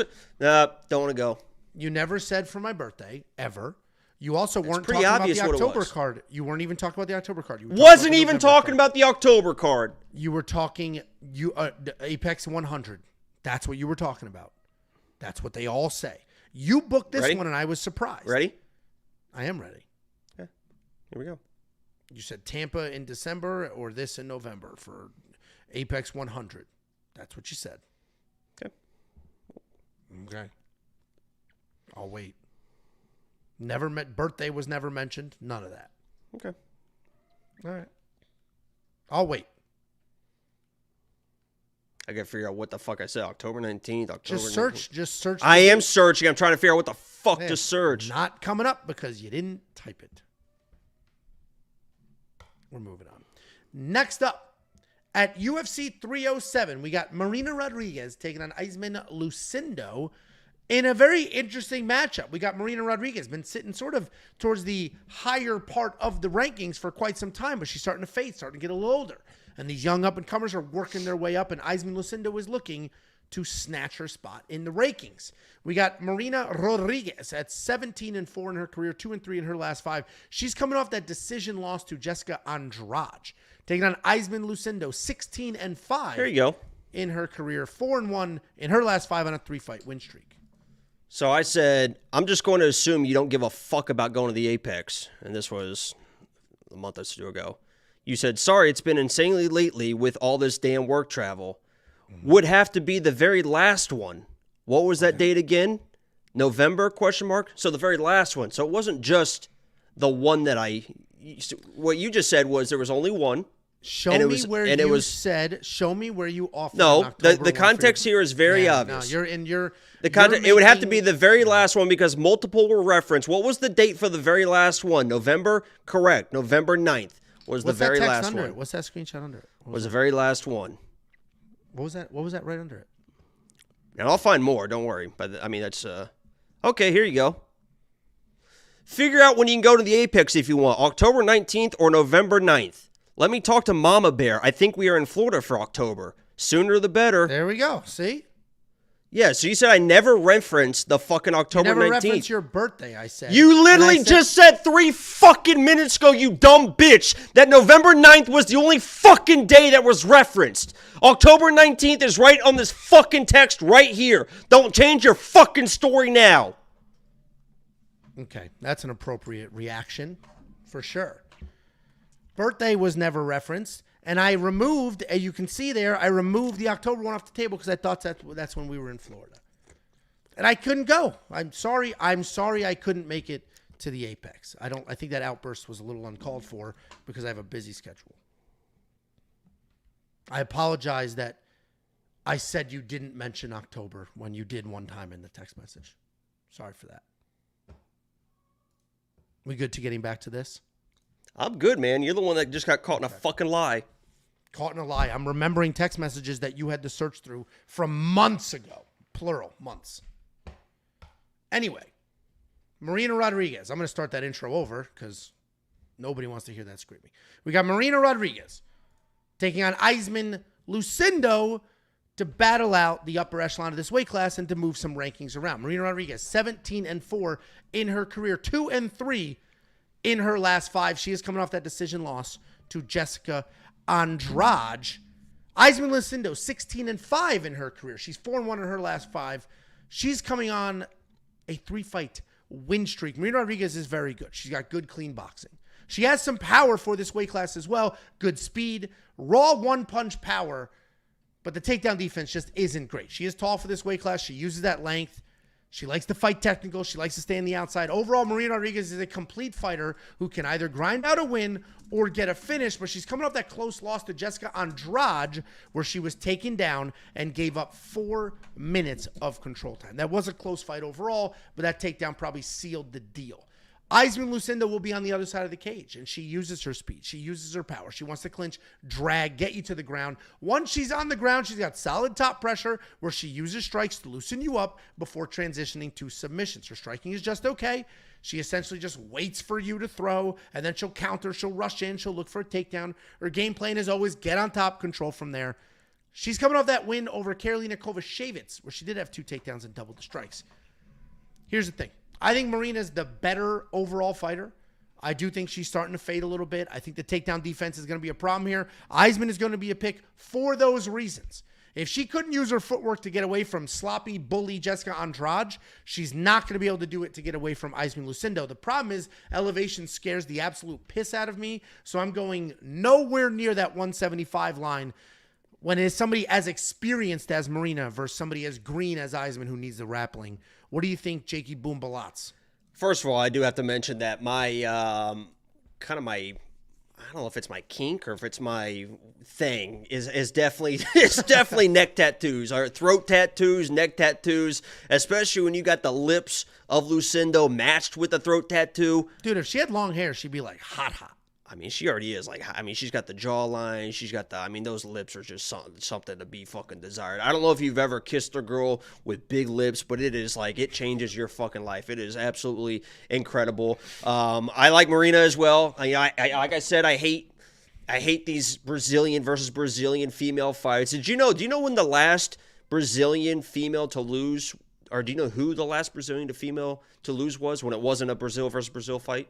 It's been a while because somebody said in the chat, I was going to say but Natalia is a Brazilian. Yeah, because somebody was like, oh, Jacob's going to pick a Brazilian female. Can't wait to fade it. And I was thinking, I don't think one's lost in a while. And it was actually Luana Santos 6 weeks ago versus Casey O'Neill. I think they're 5-0, 6-0 in Brazil versus other countries. And that was the only Brazilian woman you faded.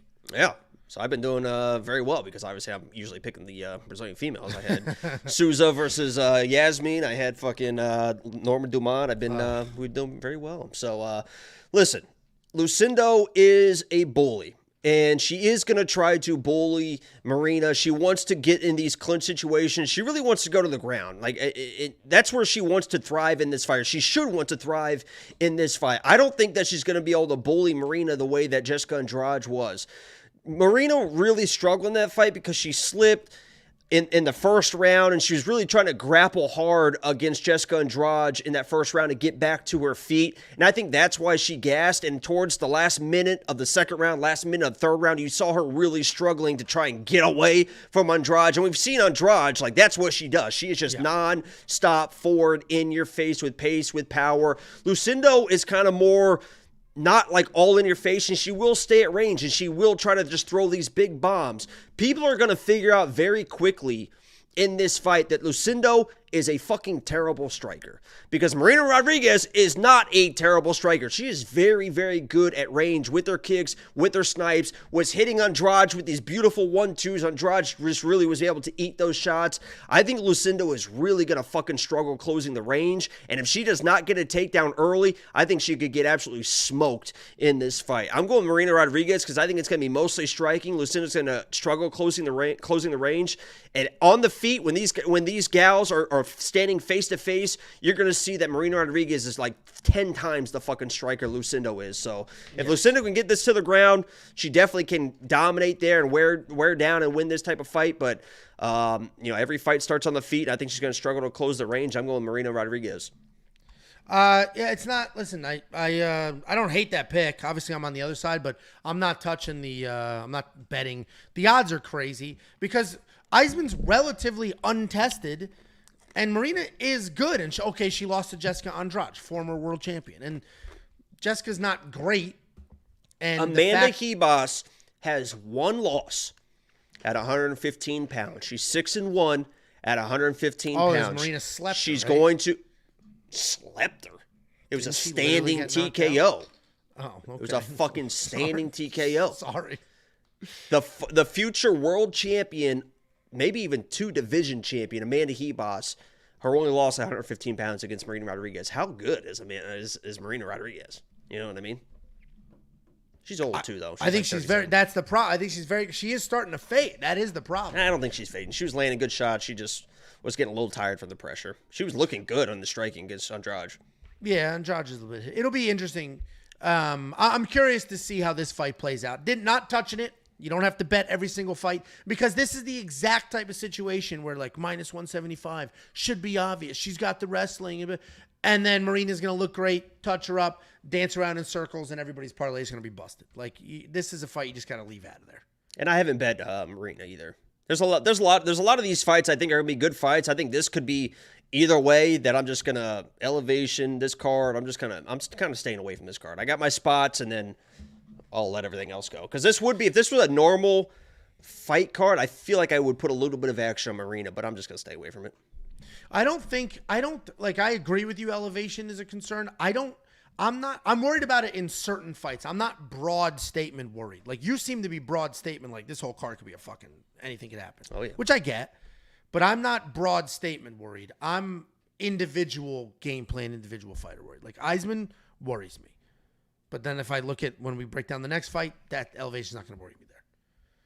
But if you do want to check out the picks, the bets, the round line leans, and everything else, WeWantPicks.com. Click become a member at the top. It's only $10 for an entire month. That'll get UFC 307, 2 fight nights, and UFC 308. And listen, before your outburst, you kept referencing birthday. You never referenced it was to go for your birthday. You never referenced it because that would be a different situation. Because I remember how hurt I was when you didn't come to my birthday party 10 minutes away from your house. And if you said you want to go to Vegas for my birthday, it would have been a different conversation with me and Tiff, for sure. Can you admit you didn't reference your birthday? It's 3 days after my birthday. Okay. What day is my birthday? What day is my birthday? I'll give you 3 days plus or minus. June 5th. No. It is. I swear to God it's not June 5th. June 8th. Swear to God it's not June 8th. Am I trying to guess the right day? You had the month correct, and you were very thoughtful in the UFC and all of that. So you remembered the month for my birthday and said, let's do this.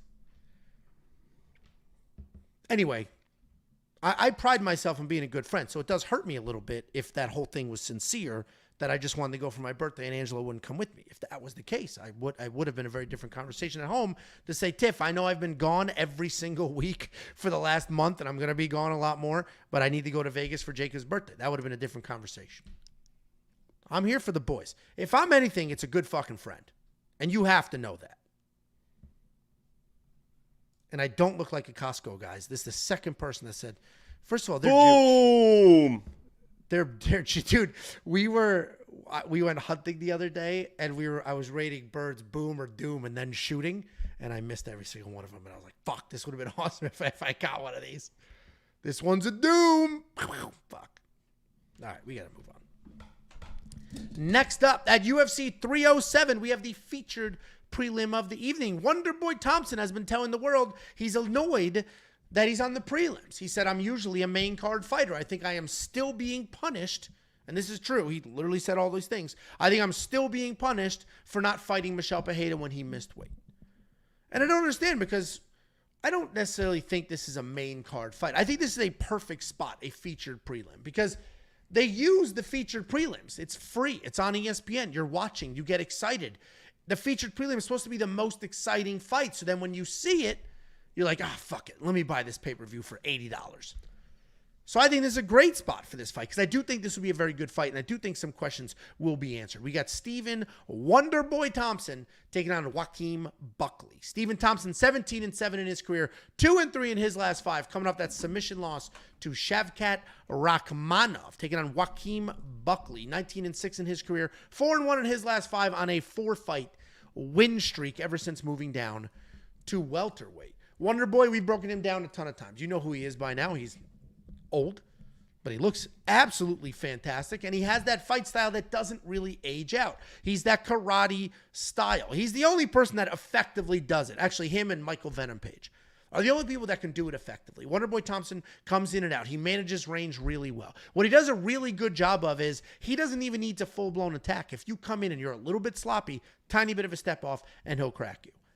Takedown defense, it's tough to break down, because the people who have beaten him in the last 4 years his only losses in the last 4 years have been to wrestlers or to people with wrestle-heavy game plans. So it's very hard to know, does his takedown defense suck, or are these people just that good at sticking to a game plan? It was Gilbert Burns, Bilal Muhammad, people that wrestled their asses off to beat him. Shavkat Rakhmonov. But Wonderboy is Wonderboy. And I am going to talk about how old he is, but he's not really a guy that the age matters too much in his fighting style. He's fighting Joaquin Buckley. Joaquin Buckley was a middleweight, a powerful striker, very fast, hits hard, moves in and out at insane speed, good forward pressure, cuts angles well. He used to headhunt. He used to chase that big knockout, but he's calmed down a little bit. He's still lightning fast. He still looks to take your head off, but he's not chasing. He's also added wrestling into his arsenal. We saw that in the last fight when he out-wrestled big-ass Nursultan Ruzaboyev. I love Wonderboy. Wonderboy is a tough fight for a ton of people. 2-time title challenger. But I do think Joaquin Buckley wins this fight. I think he's just too fast, and I think he just comes in at lightning speeds. And Wonderboy's age don't necessarily matter as a whole.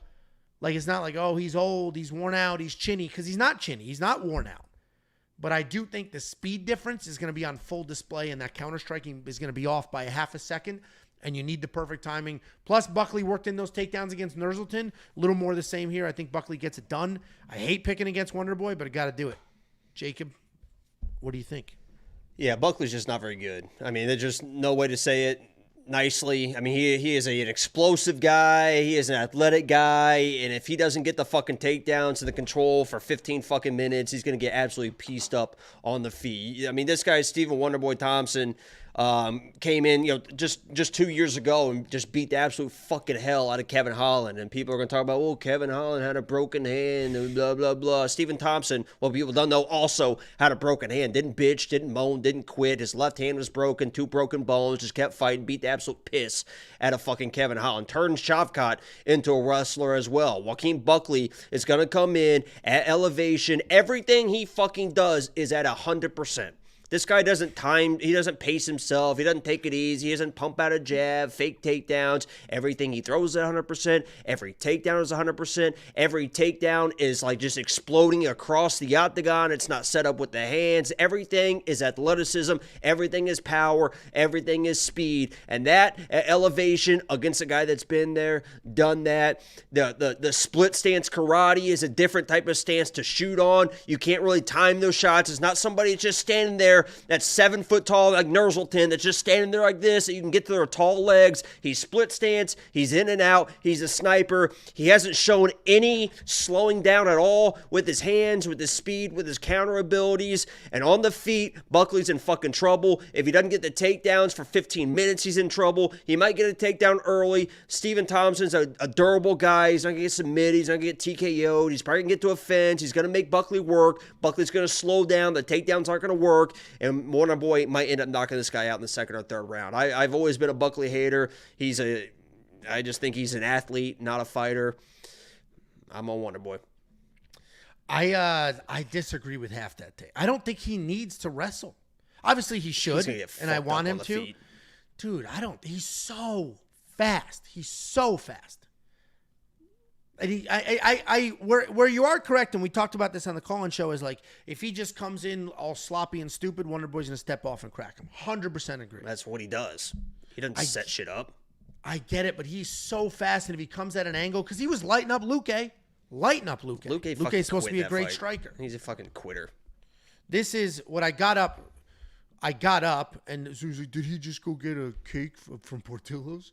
No, I got Wonderboy's. Have you seen this? Wonderboy's. I saw it in your thing. Yeah, this is Wonderboy. He's just a model. And actually, I think, what's his name is too, Tyron Woodley. But this is Wonderboy, a model for the hair dye. Medium blonde is his color. What would you say your hair color is? I know it's not red. Your facial hair is red, but your hair isn't. What color is your hair? Is it medium blonde? You think it's this? I don't know. You don't know what your hair color is? It changes in the sun, changes in winter, and changes ever changing. I'm ever evolving. We would dye ours for postseason in wrestling. So a bunch of pictures of blonde Angelo running around. That's what all the swimmers did. They would dye it blonde, and then right before sectionals, they would shave them all. Yeah, because you got to be smooth, right? You just wear a fucking cap if you want. Yeah, true. Are you going to spend the $7,400 in DraftKings Fantasy? I don't really play DraftKings anymore. That's not really the question, though. Would you, if you were somebody who did play DraftKings Fantasy? Okay. And man, 8,800 on Buckley's real tricky. I got to see what he scored against Nurzulton. I think Angelo's getting ready to fight right now. Look at this guy. Look at this fucking turd, huh? Is this on Contender Series? Yeah, hold on. Let me see. Are you about to call me fat? There was some dude who called me the Michelin Man no fewer than 28 times in a live chat before. Just kept saying it, hoping somebody would bite. Nobody gave a shit. Which you love to see it. You love to see. It kind of looks like you, I guess. I'll take it. I mean, I'll take it. That's not terrible. Where's this guy from? Hold on. There you Where's go. this guy from? This actually does look like you. This is a better picture. Yeah, I'll take that all day. Where's this guy? It kind of does. Where is this guy from? I don't know. Yeah, I mean What's that flag? Oh, that's he's Kyrgyzstan. What the fuck is that flag? Kyrgyzstan or something. Whatever, fucking wherever. That's where Shot got. Where's Shot got from? No clue. No clue. You're the one who told me the Brendan Allen Shavkat had. I didn't even realize. And obviously, Shavkat's. He took down Wonderboy and submitted him, but it took him a few tries, which is the only thing that's a little nerve-wracking here. He didn't just very easily take down Wonderboy. And Shavkat's a terrible wrestler. And that's exactly what I was going to say. That fight is that's when you started saying that, right? Or you were saying that before? Shavkat's always been fucking terrible. That dude's a fucking bum, dude. He's such a fucking bum. You do hate Shavkat Rakhmonov, and you're the only person I know that like legit hates that guy. And I don't know. He's terrible. Why. He's all finishes. He's terrible. He literally has tricked everyone just like Yuri tricked everyone. Like, Yuri. He fucking sucks. Shavkat sucks too. The Ihor one, I'm with Shotgun you. getting his head boxed off by fucking Jeff Neal. Get fucking Bilal fucking just picks him up and slams him on his head if he wants to. Well, that'll be an interesting matchup if we ever get it. But first, we got to get this fight. And if you want to check out the bets for this fight, which I do have one, you can do so now. WeWantPicks.com. Click Become a Member at the top. It is only $10 for an entire month. You're going to get the picks, the bets, the round line leans, the artificial intelligence, and so much more. It includes UFC 307, 2 fight nights, and 308. Is this the main event for... I thought these Contender Series shows were like an hour and a half. This is the last one. What time did it start? Don't they start early? Starts at 7. Oh, I thought they started 2 hours. Oh, okay. Yeah, for some reason I thought it started like 5:30 or some shit. Our first 2 seasons did, but they're only 2 hours long, 5 fights. No. Well, before we hit this main card, let me hit your wallet with $50. If you go to WeWantPicks.com/bets, and if you sign up with any one of our affiliate partners using our link, we will send you $50 as a thank you. It's affiliate marketing. You use your link, you're going to sign up, you're going to make a deposit, they're going to pay me. I'm going to slice off some of that money and give it right back to you. WeWantPicks.com/bets. Here's a quick look at the updated Data Analyzer. Data Analyzer is a tool that we have on the website for premium members. It has a whole slew of events all the way out through November. Then every single fighter on those fight cards. All the data points you see here about biometrics, their record, all of that. And then all the data points for all their striking stats. And you can see strikes landed to the body, strikes landed to the head, strikes significant, regular strikes. Any stat you could ever want. You add the filters, it'll update the chart. You can then click the button on the chart to watch the actual fight that data came from. The newest update includes flags, the fighter images, and the arenas that they are fighting in. Here's the address. You want to send something for the Fight Foods vlog. We Want Picks, P.O. Box 406 in Prosper, Texas, 75078. And here are those 4 events. Obviously, the event we're breaking down now. UFC 308 is the next pay-per-view. We get the Michelle Pereira, not Alexander. What the hell's Fluffy's name? What's Fluffy's Hernandez. first name? What is his first name? Sorry. Fluffy? Yeah. Since Fluffy Hernandez? Yeah, what the hell is his first name? Well, Fluffy versus Michelle Pereira, and then you get Brandon Royval versus Tatsuro Taira. These are 4 spectacular cards. $10 for the entire month of access to every single thing that we offer. Opening up the UFC 307 main card, we have Roman Dolidze taking on Kevin Holland. Roman Dolidze, 13-3 in his career. 3-2 in his last 5. Roman Dolidze is coming off that UFC 303 win over Anthony Smith. He's taking on Kevin Holland. Kevin Holland, 26-11 in his career. 3-2 in his last 5. He's coming off that submission win over Mikhail Oleksichuk. And Roman Dolidze is a dog here. And I'm surprised he's such a big underdog because we have seen holes in Kevin Holland's game before. The whole thing was Kevin Holland can be taken down. That was the whole thing for years. And now we have Roman Dolidze who can rip you to the ground with just strength, raw muscle. And then on the ground, world champion grappler. Roman Dolidze's problem, though, is that while there's very easy paths to victory, sometimes he'll just stand there and bang it out. He'll just slug it out and not really wrestle. He won't implement a grapple game plan, even though he could be the best grappler in this division. We saw what happened when he fought Jack Hermanson. Jack Hermanson is supposed to be a high-level black belt. And Roman Dolidze absolutely schooled him on the ground. He's taking on Kevin Holland, long, rangy, accurate striker who does have a ton of power, but the power is really from that speed and that accuracy. He struggled with takedown defense forever. But if you do take him down, he's got very good jiu-jitsu. Other than the wrestling defense, Kevin's a problem for a lot of people. He's a sniper on the feet, great accuracy, good range. He can grapple on the ground, be competitive with most people. And he is coming off that win over Mikhail Oleksichuk, where it was pretty controversial, but, I mean, he absolutely, that fight deserved to be stopped when it was. And Kevin showed Mikhail that there's levels to grappling, and Roman Dolidze is going to do the same. Somebody in the comments section, when I said Roman, I have to ask, what happened? What is the face? I would normally ignore that and keep powering through, but this is like a shocked. That's my face on the recap videos. What happened? His coach takes a big swig of water. Spit it on him. Yeah. All over his face. On his face? That's disgusting. Usually Literally it's the just floor. And Tate had his hand in there like it was like, what the Ew, fuck? yeah. Ew. Well, Roman Dolidze is going to be my pick here.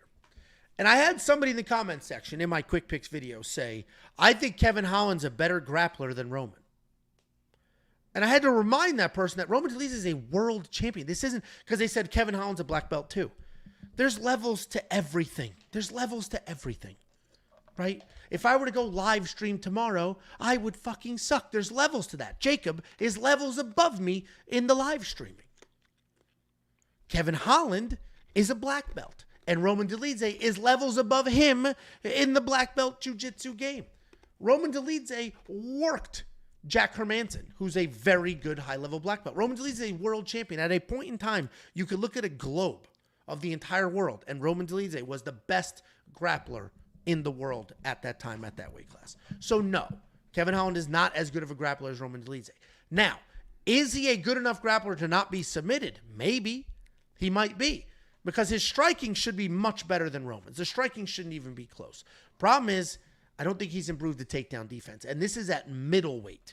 This is not at welterweight where Kevin went down for a little bit. This is at the same weight class where we saw, who the hell, the blonde-haired Derek Brunson. We saw Derek Brunson take him down 1,000,000 times. We saw Marvin Vettori take him down 1,000,000 times. If Roman wants to implement a grappling game plan, he smokes. It's not even close. He's going to look like a minus 600.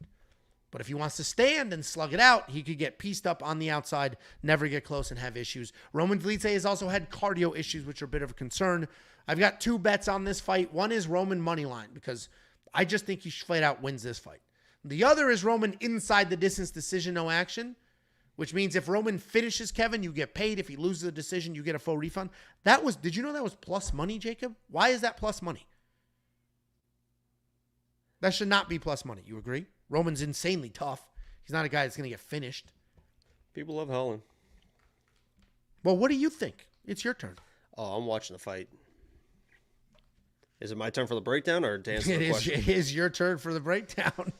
Yeah, I think Kevin Holland's just overrated. I think everyone realizes that he's just overrated at this point. If he can snipe people, he can snipe people, but Roman's just not a guy that really gets sniped. He's going to stay in this guy's face. You hit him in the face, he smiles at you, he just keeps winging that right hand.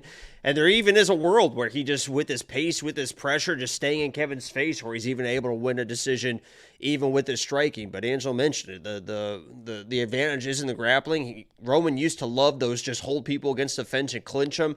And I think if he gets in those positions, he's going to realize how frail this Kevin Holland guy is. And I can just pick him up and fucking slam him down if I want to. And the craziest stat to me is Kevin Holland by submission, plus 700. What do you think Roman Dolidze by submission is?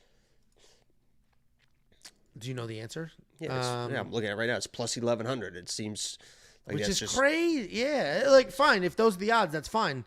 But why are his odds higher than... If Roman is plus 1,100, Kevin Holland should be like a plus 2,000 on the submission bet. But I'm going Roman here. I just think that his pressure is going to be too much, and I don't think Kevin Holland knocks him out. If Kevin Holland doesn't knock him out, I think he loses.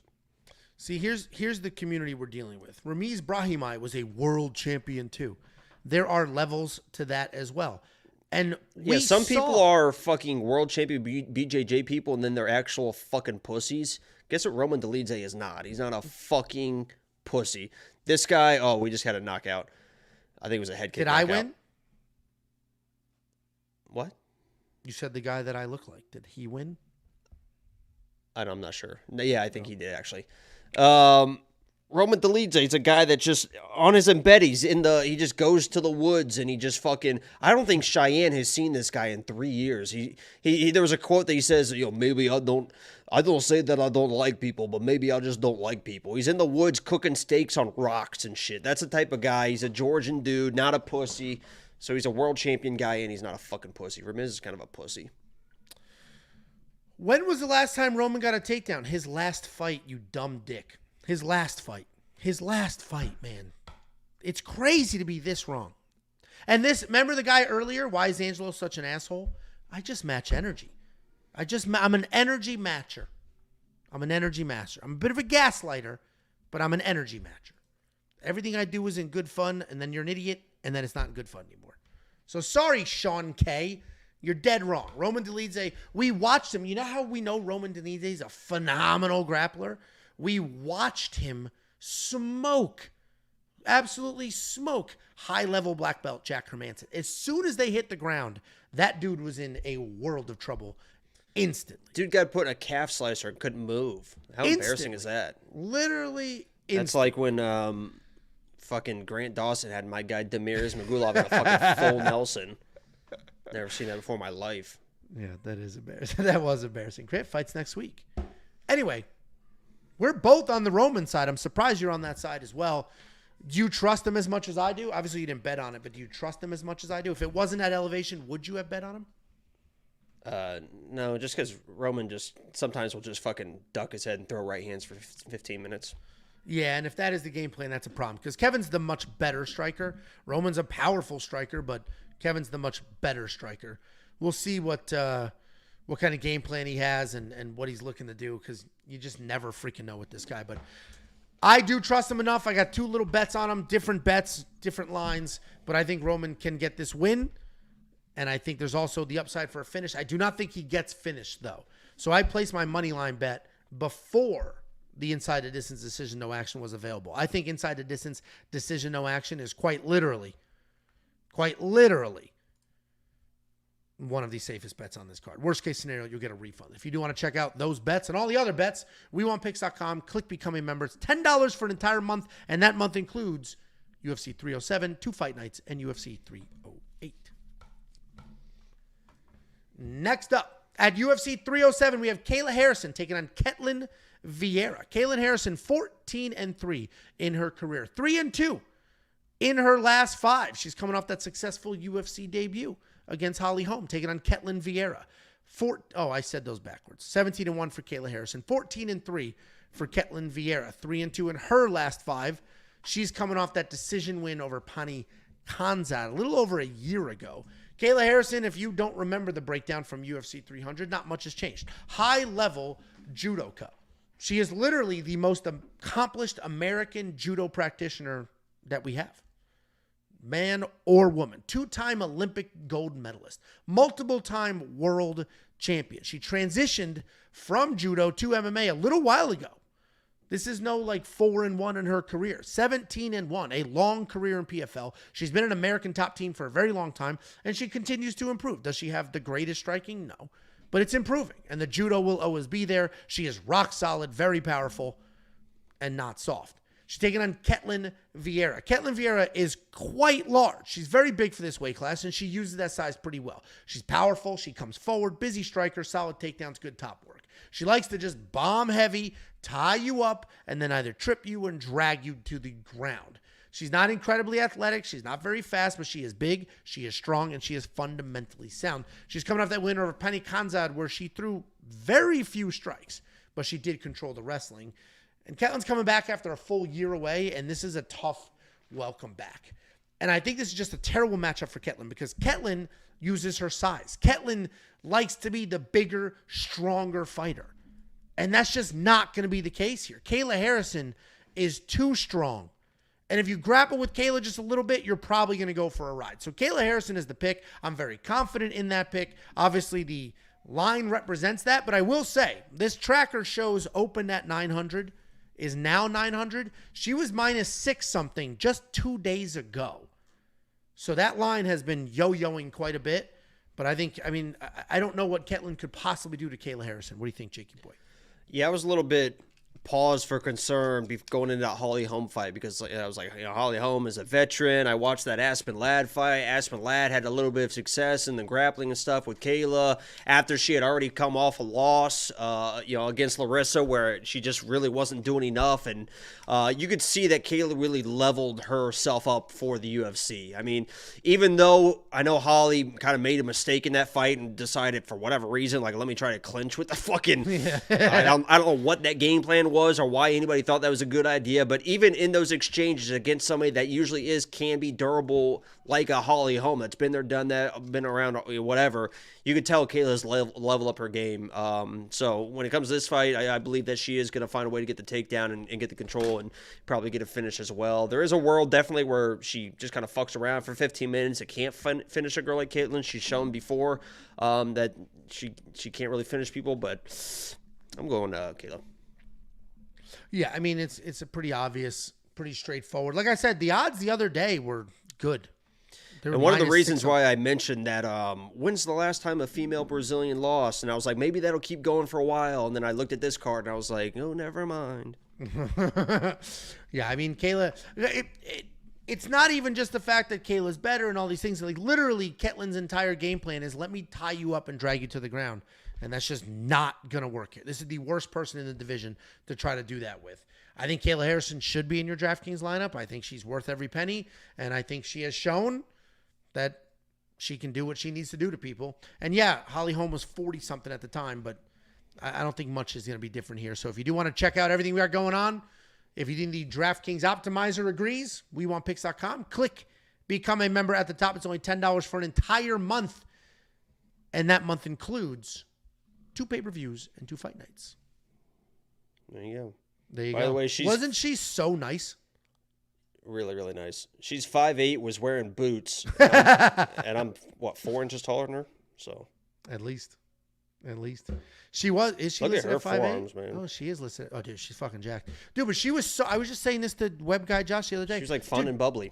Yeah, and like I said to Josh, I was like, she went out of her way to extend the conversation. Didn't just like answer a question. Like literally was like, ask me a question, and then. Yeah.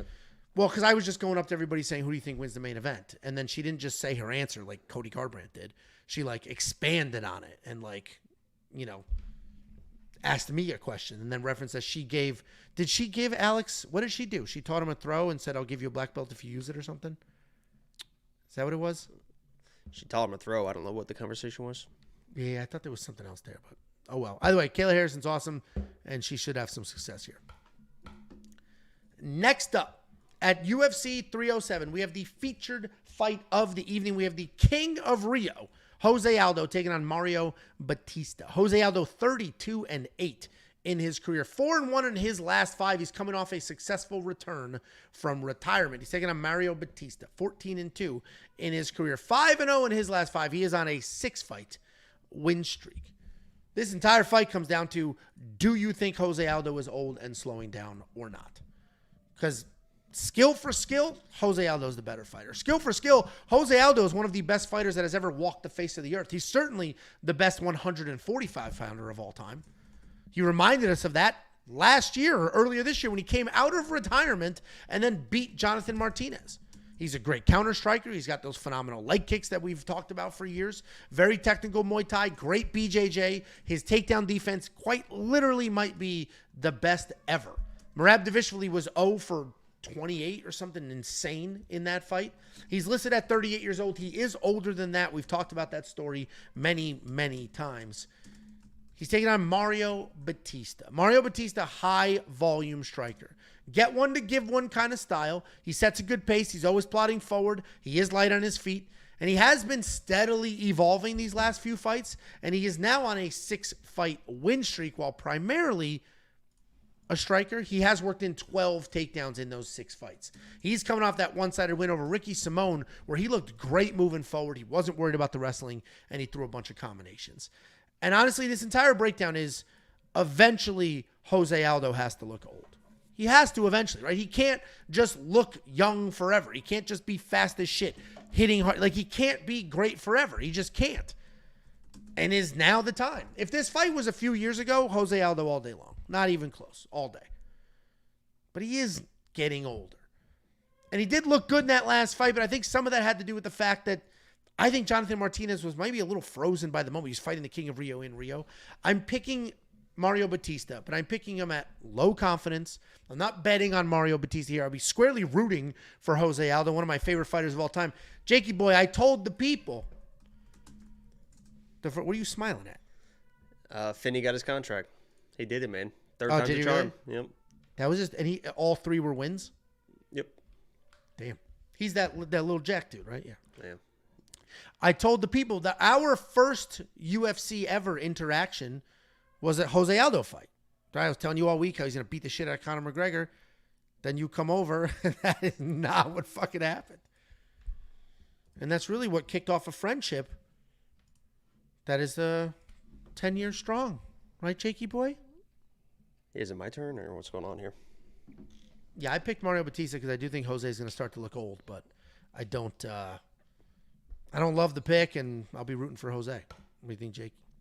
Yeah, these odds are closing, and I get it because honestly, when you look at Mario Batista's a good fighter, right? He's a well-rounded guy. He's got crazy cardio. He's probably going to have pace. I think he mentioned in a video or an interview or whatever that he's going to try Merab Aldo, because we saw last time that Aldo lost was in Salt Lake City against Merab, defended 20 fucking takedowns, was never taken down by Merab, but just the pace, the pressure, the holding of Merab ended up winning him that fight.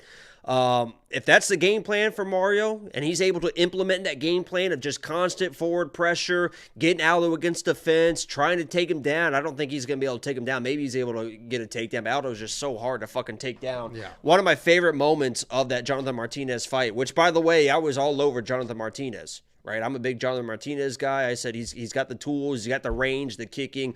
Aldo is not going to be able to get his boxing going because of the range, and John Martinez is going to be able to do what he does. My favorite moment of that fight was things weren't going well. Jonathan Martinez shot a takedown because he's got okay takedowns. He shot a takedown, actually got a deep single on Aldo, drove him to the fence, and DC started laughing. He said, "Listen, he's like, that's a good takedown." He's like, Jonathan Martinez is not going to be able to take down Jose Aldo. It was literally, he was deep on a single, and DC's like, I don't think people understand how good of takedown offense Jose Aldo has. He literally was like, he is not going to be able to take it. Like, didn't even consider there was even a slightest possibility that Jonathan Martinez was going to be able to. I just thought that was a funny moment. I actually think that Jonathan Martinez is a tougher matchup for a guy like Jose Aldo, because Jose Aldo wants to get in the pocket. He wants to box. He wants to counter box. And when he was doing that against Jonathan Martinez, you saw this dude does not fucking slow down. I mean, he looked as fast as ever. All that boxing that he did when he was, remember, he didn't retire and then go sit on the fucking couch. He boxed. He retired and said, "You know what? I want to try and become a professional boxer." And he had some boxing matches. So his hands are absolutely fucking still the speed of fucking lightning. And when you watch Mario Batista, he's not a dangerous guy. He's got 3 TKO wins. One's a doctor stoppage, one's a knee, and one's in his very first UFC fight against a guy that's 0-7 in his career, all first-round losses. So the only guy he's actually knocked out in his entire career with his hands was a TKO in his very first pro fight against a guy that ended up being 0-7, knocked out in every single fight. So Mario Batista is not a really dangerous guy with his hands, and if he can't get the takedowns, and this is just a mostly striking matchup, I think Jose Aldo fucking lights this dude up. I mean, I think that Mario Batista probably is going to bring the pressure. His striking, to me, is pretty sloppy. If you watch him against Ricky Simón in those boxing exchanges, Ricky Simón was winning some of those boxing exchanges. Ricky Simón threw a nice left hand that knocked Mario Batista down. Yeah, he was jumping in the air, was a little off balance, but still, Mario Batista does a lot of dumb fucking shit in striking exchanges. And I think that he is a guy that was really, really good and was beating people that weren't on his level. And I don't know if he's really been leveling up the way he should. And as that level starts reaching your level, you're going to get to a point where your stuff no longer works and you have to level up. I think that was what we saw with Brendan Allen, right? He was beaten. He was just better than people, right? But he never really improved. So as the competition got to his level, all of a sudden you saw, oh, maybe he's not as good as you think he is. And a lot of people didn't think he was. I thought he was.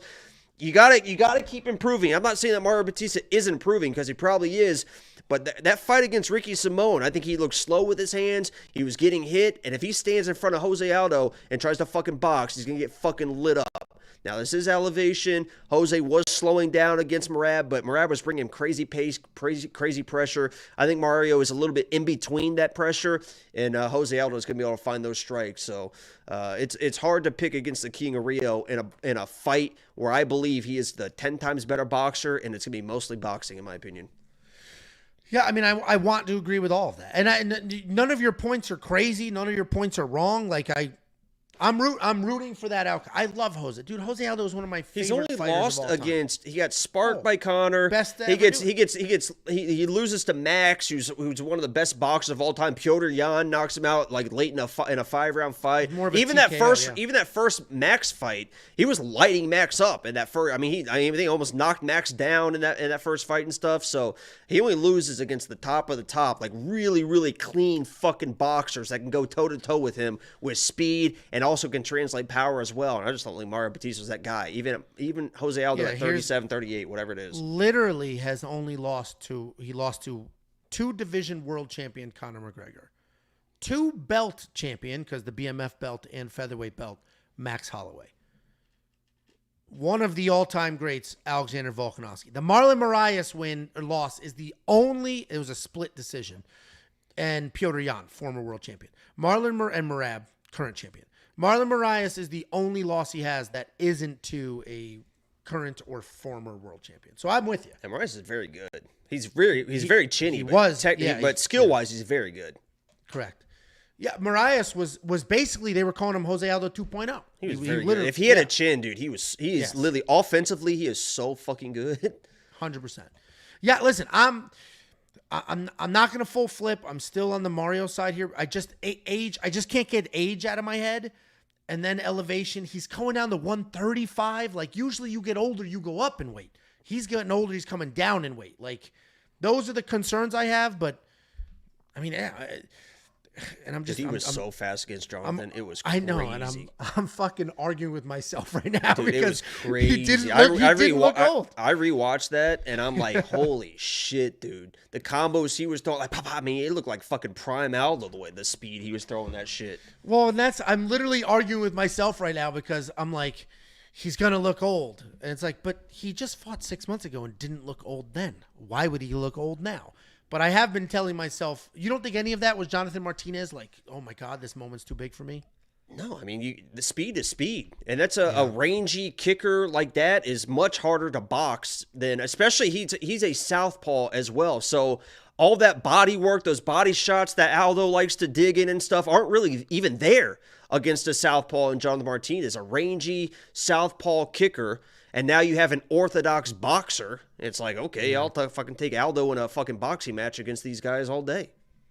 Well, I'm going to be full rooting for Aldo. One of my favorite, I've said this a million times. I've been watching this sport since day one. You remember, literally, the very first fight you and I ever watched together was Jose Aldo and Conor McGregor. And did I not shut the fuck up about how good Jose Aldo is? You were trying to make sure I was let down easy because you're like, listen, I know that you like this Conor guy, but it is like basically like it is not going to go well for him. Like, I understand you're new to this sport. Like, Jose's been there, done. And then you did the same thing with Eddie Alvarez, too. You're like, dude, Eddie Alvarez is so tough, dude. 155 champion. You're like, I understand that you think Conor's good, but this is a whole different level. And I was like, okay. I was. And actually, the first 3 fights, or at least the first 3 big ones I could think of, it was also Holly Holm and the first 2 cards Ronda we ever watched Rousey. was the Holly Holm. I never watched Ronda. I've never seen Ronda Rousey win a fight. That's the craziest part. She had that. I came in right when Conor took over and Ronda was out the door. I've never seen Ronda Rousey win a fight. I know, which is crazy. You came in my opinion, not to get too off topic, I think you came in at the end of the greatest era of this sport. You've obviously seen some awesome shit, and we've seen some wild fights and some huge superstars, but I think the greatest era ever was like right at the end of the Tito Chuck stuff leading into that next generation. There's a lot of stuff now where it's a lot of forced stuff. It's a lot of forced matchups. It's a lot of forced many fights. Social media stuff. It's a lot of forced storylines that they force on you and stuff, where back in the day it probably was all just like real stuff. I mean, that's like you watch, I don't watch wrestling anymore, but a lot of people still like wrestling these days. Like, you don't understand what wrestling used to be. I mean, that's just fucking, oh my God. Is somebody just, and we're going way off topic, somebody, I think it was Josh actually said, watch the Mr. McMahon documentary. I started watching that, and then it came up and it was like almost all of these interviews were before the sexual allegation stuff. I was like, well, I guess they do eventually address it. I did ask him. I literally saw that, and I was like, well, then I don't give a fuck. Yeah, that's what I'm here for, the wild stories that we heard. Yeah, I guess it was just like how he built it all and stuff, but I don't know. I will check that out because I was always a WCW guy anyway, so. So was I. Yeah, I love Booker T and Goldberg. Dude, I loved what they did with Goldberg. They just built somebody. Let's give him 152 wins or something like that. They're just like, let's do that. He was like the most hated wrestler of all time. I guess he didn't. I saw those clips because he has no actual skills. Yeah, he had no idea. He was like hurting people, and so he had no idea how to wrestle. And he was an asshole too. Which seems odd because he seems like a good dude, but maybe he's just nice now that he's old and not on the sauce. But who knows? All right, we're off topic. Next up, at UFC 307, we have the co-main event of the evening. One of two title fights on this card. And before you tell me in the comments section or in this live chat right now, skip this fight sucks, move on, I disagree. I do think this could be a pretty fun fight. Like, not like an amazing fight, but it could be fun. There is a plot line in the mix here. Jacob enlightened me today with the plot line because I saw, listen, I'm an old man, okay? And Jacob has pointed this out many, many times before. My memory is absolute dog shit. And like, I get confused sometimes, like an old man. And I saw a clip of Juliana Pena. I thought she was saying, hey, Raquel and I were like best friends when we were in the house together. I was surprised that she didn't like me. And then Jacob sent me a clip a few hours ago when I was reiterating that point. I'm literally like I am your grandmother that sees a fake, like Jacob made a Facebook post joke before. I'm like your grandmother that will see a fake headline on Facebook, only see the headline, and then that's a fact that's in my head now. And I did that with Juliana Pena, and then you sent the clip. You're like, no, these two fucking hate each other. They both hate each other. It's not like one liked and the other one didn't. The best way to hate somebody is to live with them. And these two were roommates. They were bunk mates. And if you live with somebody, eventually you're going to fucking hate them. That is, don't tell this one, but that'll do it. I promise you that. And these two, Raquel was top bunk and Juliana was bottom bunk. And they ended up fucking hating each other for sure. The funniest part is the clip I saw was like Juliana doing Raquel's makeup. And I was like, oh, they were friends. But my reference I made is perfect. That it's just like the first week of Real World, the first week of Big Brother. We're all friends. Oh, let's do this. And you see somebody you think you're going to click with and you're friends. And all of a sudden you spend more than 4 days with them. And you're like, this guy's a fucking douchebag, dude. What the fuck? And then you end up hating him. Like that first day of the Real World, they're all like, yeah, we're all going to be friends. It's going to be fun. And then 2 weeks in, they're like, get the fuck out of my room. Well, she was like accusing her of being an alcoholic that stayed up all night drinking too. Yeah. It's just crazy. They both ended up being world champions. So anyway, that whole point was to say there is some actual bad blood here that goes back, 10 years? Raquel said, I've been waiting to fight this bitch for 10 years. There you go. And then we're finally going to see it. The bad news is it might be boring because if Raquel wins, it's going to be a boring fight. The good news is we're done with one of them. And I'm not trying to say that in like a negative Nancy sort of way, but Raquel Pennington, while she's an amazing fighter, it's not the most exciting fight style. Juliana Pena is actually a very exciting fighter, but sometimes you just can't listen to the absolute like lack of self-awareness coming out of her. So luckily one of them, like, we'll be done with the boring fights, or we can't hear Juliana Pena say she's the best that's ever existed after this night. But we got Raquel Pennington defending her belt for the very first time. If you don't know how she got it, well, Amanda Nunes retired. So there was a title fight for the vacant belt, and Raquel Pennington won that fight. She's taking on Juliana Pena. She beat Amanda Nunes. Well, she got her ass beat, and then Amanda got tired, and Juliana took advantage of it. Then they ran it back, and Juliana had almost no minutes of success. But that's fine, because Amanda Nunes is the greatest to ever do it, certainly in that weight class, arguably in the sport. Raquel Pennington has that style, that slow you down, get you against the cage style. She's not looking to grapple. She's not looking to rip you to the ground. She's looking to hold you against the cage, remove all your tools, and stay busy. Juliana Pena will come in. I'm not going to spoil the clip you sent me because I'm sure you want to show that on your piece. Will come in, throw, move forward, and just be crazy. And she has grit and determination and forward pressure, but she doesn't necessarily have the skills. She also hasn't fought in 2 years. Raquel Pennington has to be the pick here. I'm fairly confident in Raquel. I think she's just the better fighter in general. She's also the more active fighter. She lives at elevation. I think just all the stars are aligning for Raquel, and I'm surprised that she is only minus 170. And I honestly think that's the line just because she doesn't dominate, right? She beats people with decisions and control. She doesn't just absolutely beat the brakes off of you. Because other than that, I don't know why those odds aren't where they should be. What do you think, Jakey boy? Yeah, let me first off by saying Juliana Pena is, I know that you guys know me, right? You guys know me with females. You guys know me with like the thirsty and the simping, all this stuff. I don't know what it is. I don't think Juliana Pena is attractive at all. There is nothing about her that I find attractive. I respect everyone. Everyone's got their own taste or whatever. But let me just get that out of the way because I'm not a simp for her. I'm not. For whatever reason, I've never thought that Juliana Pena is attractive. And she is like the most like, I don't want to say, I guess stereotypical like Latina type female. Like she's tough, she's gritty, she's sassy, but she also has like the beautiful side to her as well. I understand people think she's beautiful. Not my thing. I just need to get that out of the way. Second thing, Juliana Pena in the last 5 years has wins over Nico Montana. Who the fuck is Nico Montana? I guess Tiff's home from work. Who the fuck is Nico Montana? Okay. Oh, I thought you were asking about the lights turn. No. A 41-year-old Sarah McMahon gets a title shot after that, gets the absolute fucking shit beat out of her for 7 minutes against Amanda Nunes until Amanda Nunes starts just winging wild right hands, ends up gassing. It's like, you know what? I've done enough. Let me just let her win the belt and then I'll win it back later. Does exactly that. Comes back in the rematch and beats the absolute fucking shit out of Juliana Pena. Juliana Pena has to be the most delusional fighter I have ever seen in my fucking life, acting like she is the rightful champion. She was gifted a title shot. She was gifted a fucking win in that fight. Came in the rematch, got fucking smoked. You know what she said about that fight? Amanda Nunes had to take me down because she knew she didn't want the smoke on the feet. What?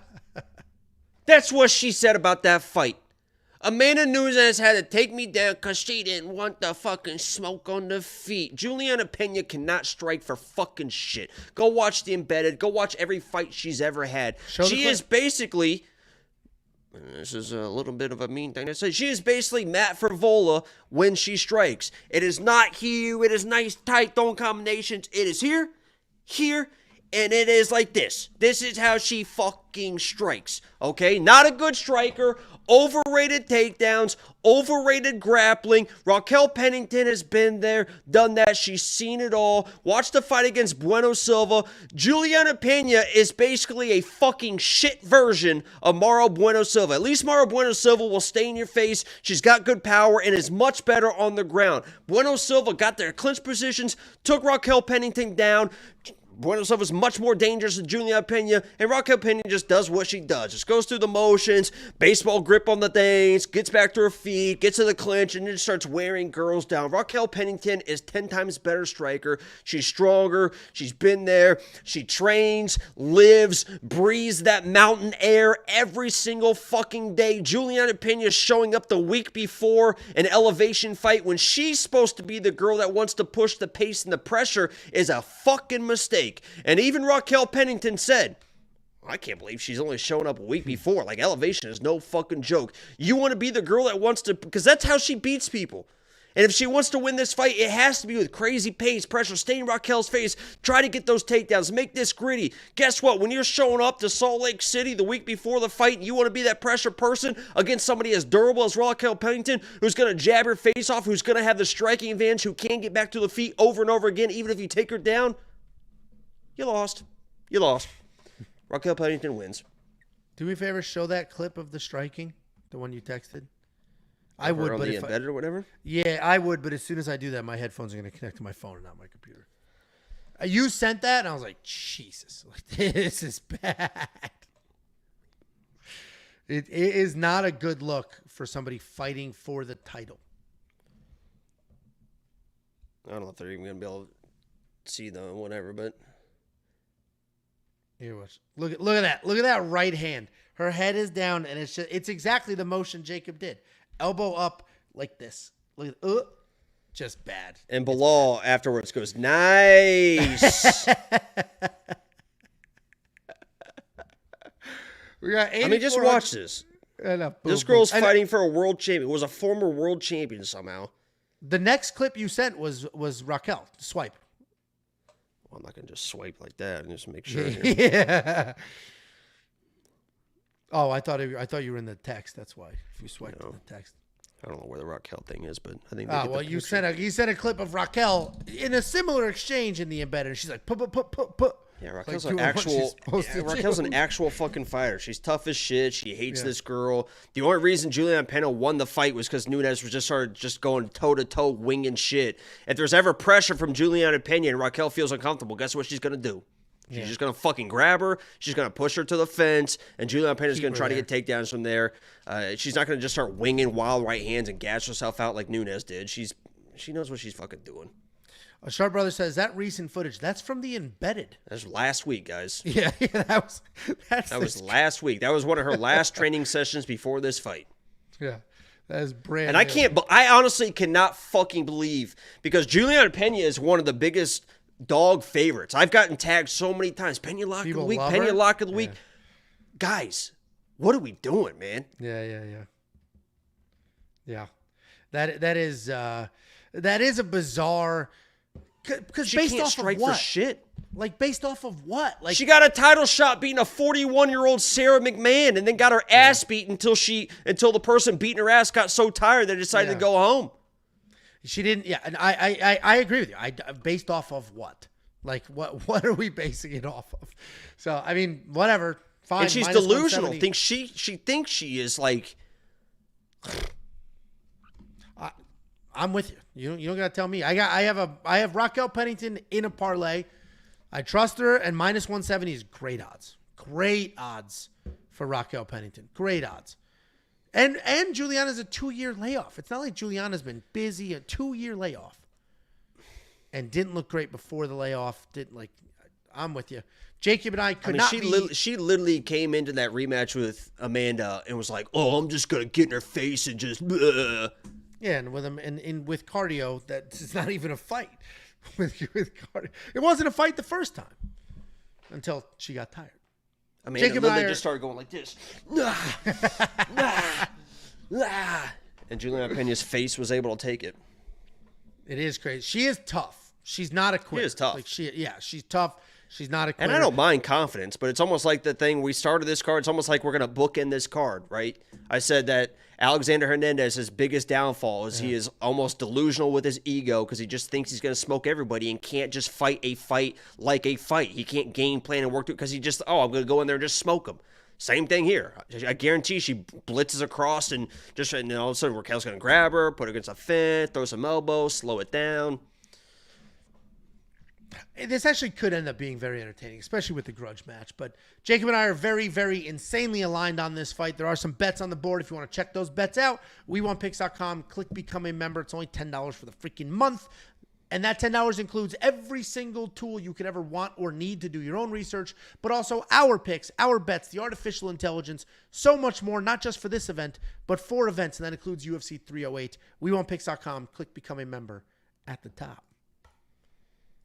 Next up, at UFC 307, we have the main event of the evening. We have Alex Pereira taking on Khalil Rountree in a very controversial fight.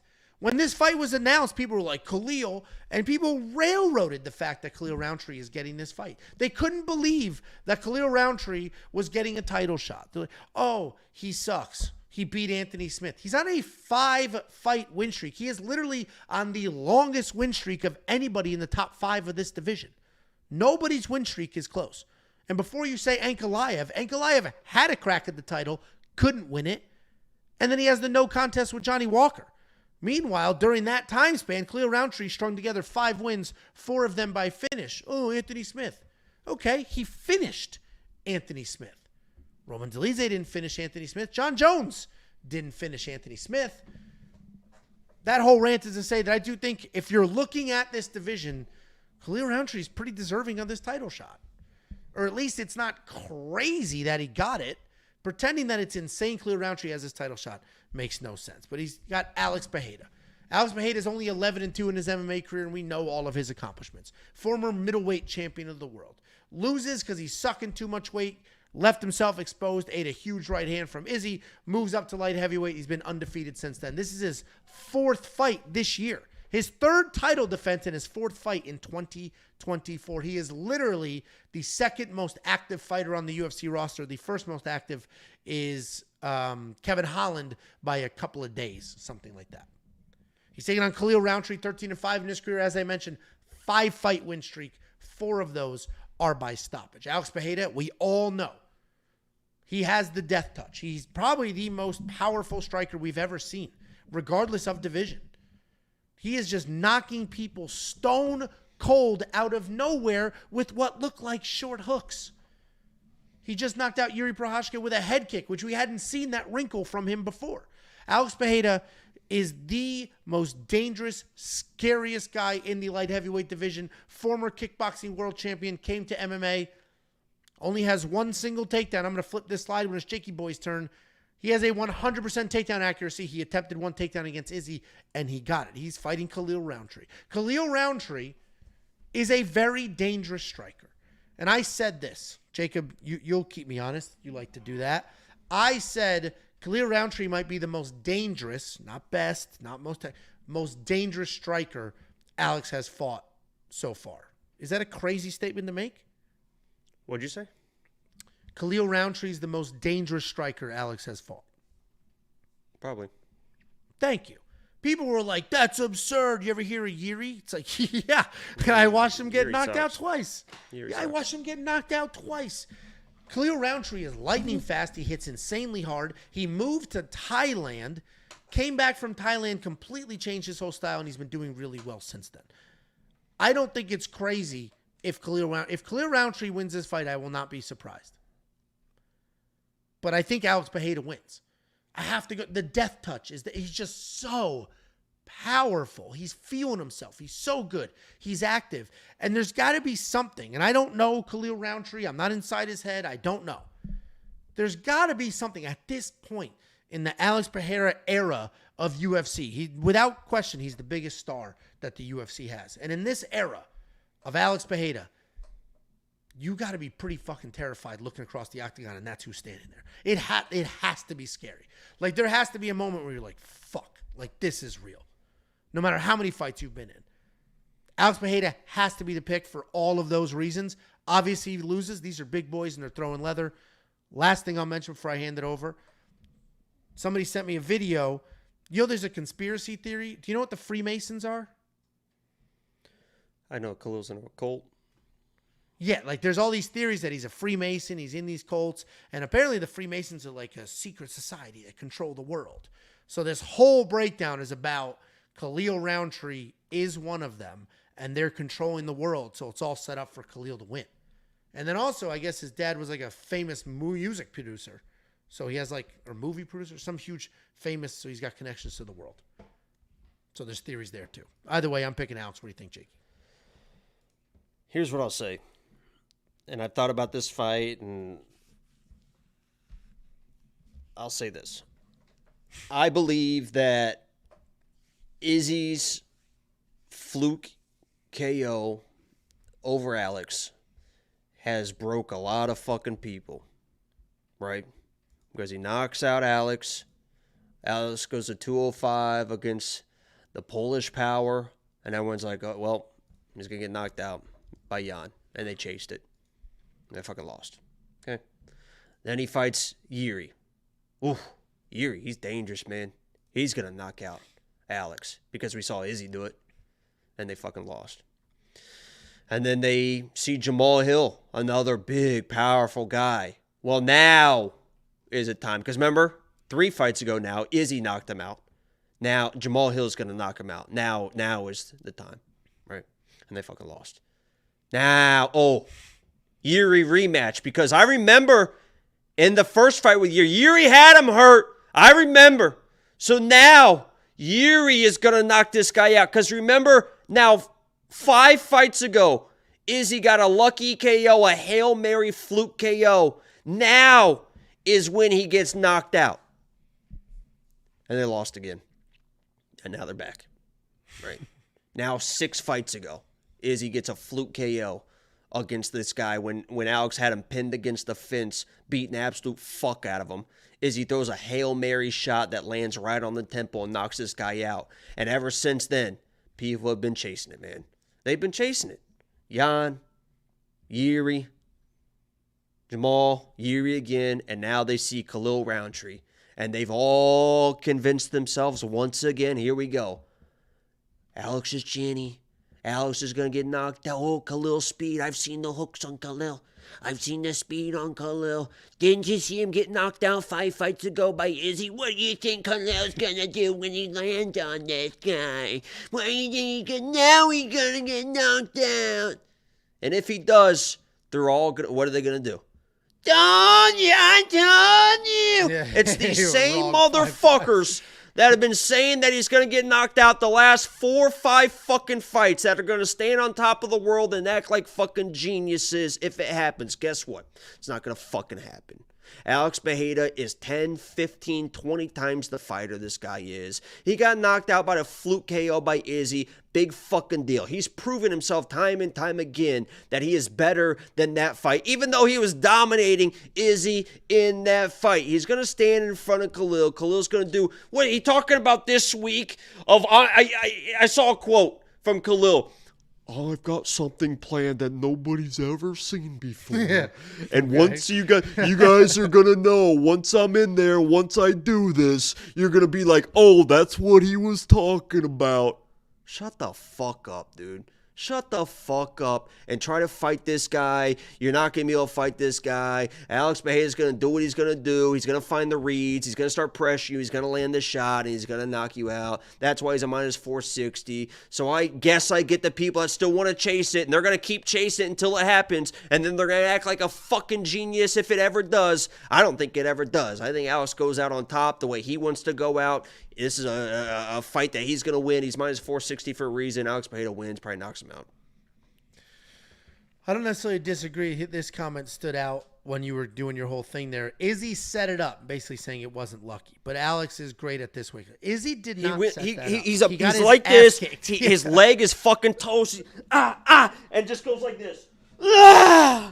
Just fucking eyes closed, overhand right, lands it, and then was like, oh, shit. And then throws another shot because he fucking had him stunned. Shut the fuck up about, it was not set up. And then Izzy tried to pretend I was playing possum. You weren't playing possum. Dude, you were done and you didn't want to go out like a bitch, right? Last time you covered up, you knew what happened. So this time you're like, no, I can't go out like a bitch. I'm throwing a big right hand, and it happened to fucking land. Yeah, 100%. Saying he set it up is a crazy. Now, you could say that Izzy was winning the first fight, which he was. But to pretend that Izzy knew what he was doing when he got through that haymaker is just crazy. He did not know what he was doing when he did that. Jacob and I are squarely on the same side here. I actually do not have any money on this fight, though. Do you? I've been trying to I've literally just been staring at shit, trying to find a way to play Alex, because there's always a puncher's chance. I don't want to say like Khalil doesn't have a chance. I mean, he's a fucking powerful guy. Of course he can. Yeah, of course anybody in this division can knock out anybody. I mean, he's got a puncher's chance of anybody, and I don't really want to lay 5 units to get a unit back on puncher's chance when there's other spots on this card. But I've been trying to find a way to parlay or do something, and I just don't really like this card for betting altogether. Yeah, I mean, this is I've done similar. I do wish he was a little more affordable. He went up to minus 550. It has tightened a little bit, going back to sort of where it started, which I get it. Like, I mean, but they both have a puncher's chance. At a certain point, you are spending just too much money on anything could happen. So, Jakey Boy and I are aligned on this fight. We think Alex keeps his belt. This is what I laid this out. And people, you listen to the words I'm saying. Listen to the words. I want Alex to win this fight. I want John Jones to beat, what the hell is it, Stipe. Then I want, maybe Tom Aspinall gets injured. So Alex fights John Jones. I want Alex to beat John Jones. Then I want Alex to beat Tom Aspinall, and then I want Alex to retire the only 3-division champion of all time. That's what I want. Stop leaving comments on my quick pick videos saying that would not happen. John Jones takes him down. No shit. I'm just saying what I want. Wouldn't you love to see Alex as the first 3-time champion ever? He's such a man of the people. What I love about Alex, too, is he is not a guy that is just, I can knock people out. I'm good. Let me just continue to knock people out. This guy works fucking hard. Yeah, and he works hard in his wrestling. He works hard in his grappling. He still tries to improve his striking. I mean, Glover and what's the other guy, the translator guy? Glover and I forget his name. The bigger dude. Yeah. They have him fucking dialed in to a fucking machine, and they are always improving this guy. I wouldn't be surprised if somebody tries to wrestle in this situation, if Alex is doing some weird stuff in the grappling and stuff. He is not somebody that's just kind of sitting there and I'm the champion and nobody can touch me. He knows these guys are coming for him and he's ready for him. What I love about him too is he's not young. He's 37. So we better appreciate him while he's here because these older strikers don't last as long. And I love that he gets it. Dude, his life 3 years ago. Dude, when you first moved to Texas and we started watching this together and then we started the podcast, Alex wasn't even a thing yet. He wasn't even a thing yet. I got him as my lock of the week against Jan. He was a fucking underdog. It's crazy that Alex Pereira was my fucking lock of the week. Yeah. So, like, Alex Pereira wasn't even a thing just a few years ago. Wasn't even a thing. And now he's the biggest star the UFC has. He has more money than he could ever imagine. And he's hungry and he's fighting. Like, you have to, if you love this sport as much as me and baby Jake do, you have to love, and I said that like baby, like affectionate, you have to love Alex Pereira. Because he's doing this for us. He's made his money. He could be done. But he's going to keep fighting. He's going to make as much as humanly possible, get it all in as quickly as he can. And in 2 years, I don't think Alex is fighting anymore. So we better appreciate it while we got him. And I'm looking forward to it. And I hope he goes down. He seems like one of the very few deserving people. Honestly, I hope he beats Khalil. I hope Ankalaev smokes Rakic. And I shut his ass up. And I hope that they do that and everyone and Alex is a fucking dog again because Ankalaev's gonna wrestle and then Alex fucking sparks his ass too because that's what everyone they want to keep Ankalaev away from Alex, all this bullshit. I hope they match those two up and Alex fucking sleeps him too. That would be honestly that might be better on the path to than the 3-division champ because that's the one and only thing he would probably be a dog to Ankalaev. He 100% would be. Because people would just say the wrestling. Honestly, I would probably say the same, but still rooting for Alex. But I think I literally think that's why he has been thinking about that fight. That's why he's been leveling up the wrestling and the grappling and Glover's in there and the black belt and this and stuff because he knows that's like that guy's coming. And I mean, you're not wrong. And Ankalaev might have been able to. The UFC might have been able to buy Alex enough time to withstand the grappling to that point. I mean, they bought him about a year and a half now, and you can do a lot in a year and a half. Yeah, look what he did in the dude. He's only been hold on. I already closed it. He's 11-2. He's got 13 ever professional fights. That's over a couple of years. And the dude, what is funny is his only other loss. It was to Izzy. His other loss, that dude was supposed to fight in Contender Series a few weeks ago and quit, right? Just flat out was like, I can't do it. I'm too scared. Oh, was that the guy? Yeah, that's the guy. Otani guy? Yeah. Either way, Jakey Boy and I are on the same side here. We're 2.5 hours into this stream. You could tell we absolutely love this sport. If you want to become a premium member, not only is it a phenomenal way to support us, but we quite literally spend a ton of time trying to make the best possible offering on the planet. You can unlock everything right now. WeWantPicks.com. Click Become a Member. It's $10. You're going to get 4 cards for that $10. It's $2.50 a card. Before I go full into the sales pitch, because there's still almost 500 of you watching live, and before you click off, legit thank you. Hopefully, Saturday night before this fight happens, we hit 30,000 subscribers. There's been a lot of random highs and lows, and we didn't know what we were doing. Jacob knew what he was doing. If it wasn't, here's my sincere thank you to you, Jacob. A little heartfelt moment, and this is 100% sincere. When we first started this, it was my brainchild, but it was from me watching Fight Night Picks during COVID. And I was like, we could do that. So then we started doing it. But I was very serious. I was serious Ange, like news reporter Ange. And I wouldn't have come out of my shell if it wasn't for my best friend. And Jacob is the one who was like, we should do the Tuesday shows live. We should do it live. So then we started doing it live. Then he was like, well, actually, before that, you're like, I'm going to do live streams. I'll do Fight Companions. He started doing those. We should do our show live. We started doing that. Like, Jacob's the one. The very first real joke that was ever cracked was when you were staring. I'll never forget. It's one of the funniest moments that have ever happened. You're just staring at who those jacked ass fucking.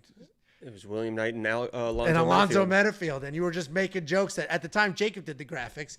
And you were like, I had to get up 3 times. I couldn't make these graphics. Like, those moments built this show. So sincere thank you to you for being fucking you and for not letting me be me, which is like conservative Ange, or maybe the inverse, for letting me be me. So thank you for that.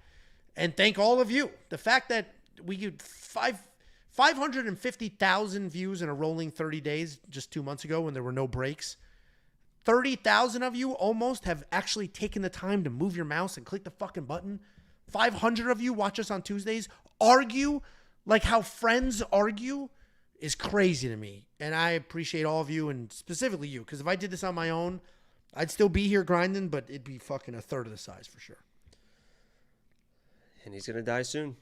And I don't have much. That's my dude. If I died in my sleep tonight, that's not a terrible last public appearance.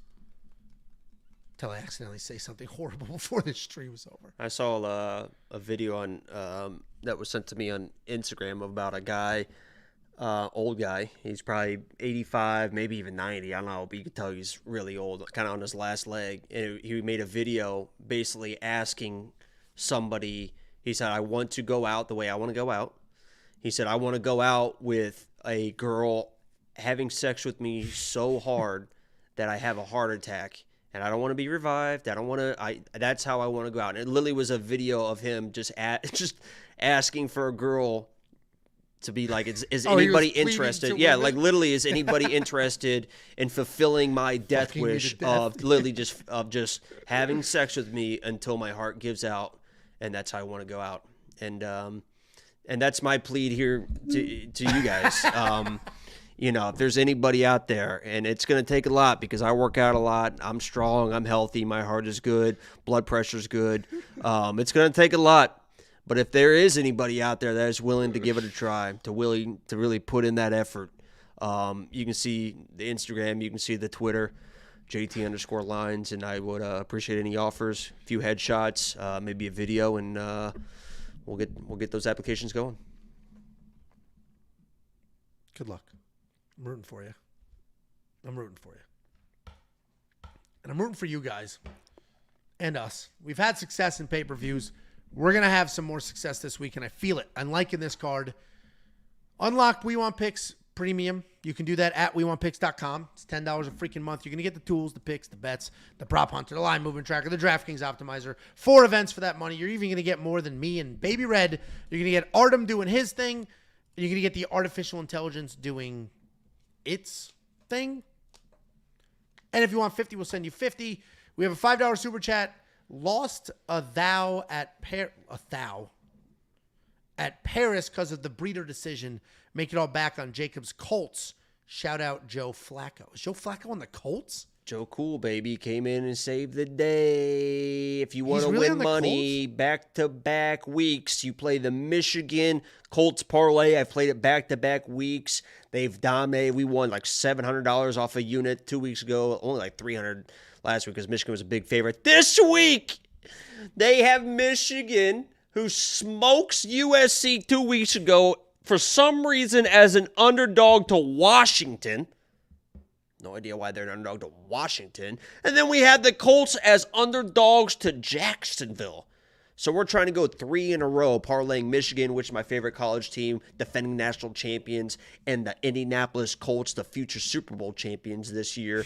Parlay those every single weekend, and you will never fucking lose. I'll tell you that. I said at the beginning of the year, if you want to make life-changing money, put $10,000 on the Colts money line every single week for the next 5 years, and you can have whatever you want in life. 5 years. They won't lose for 5 years. Didn't they? Are they undefeated? They're 2-2. They haven't lost in 2 weeks. But they've been dogs. If you'd be putting $10,000, you'd be up money. I was like, I think I distinctly remember the first game. But yeah, because Joey Cool came in, saved the day. That's funny. He's old as shit, isn't he? I don't think he ever ages. I think he is endless. I think he's timeless. He's the Jose Aldo of football. There you go. Well, we appreciate every last one of you, and thanks for hanging out, and good luck this weekend.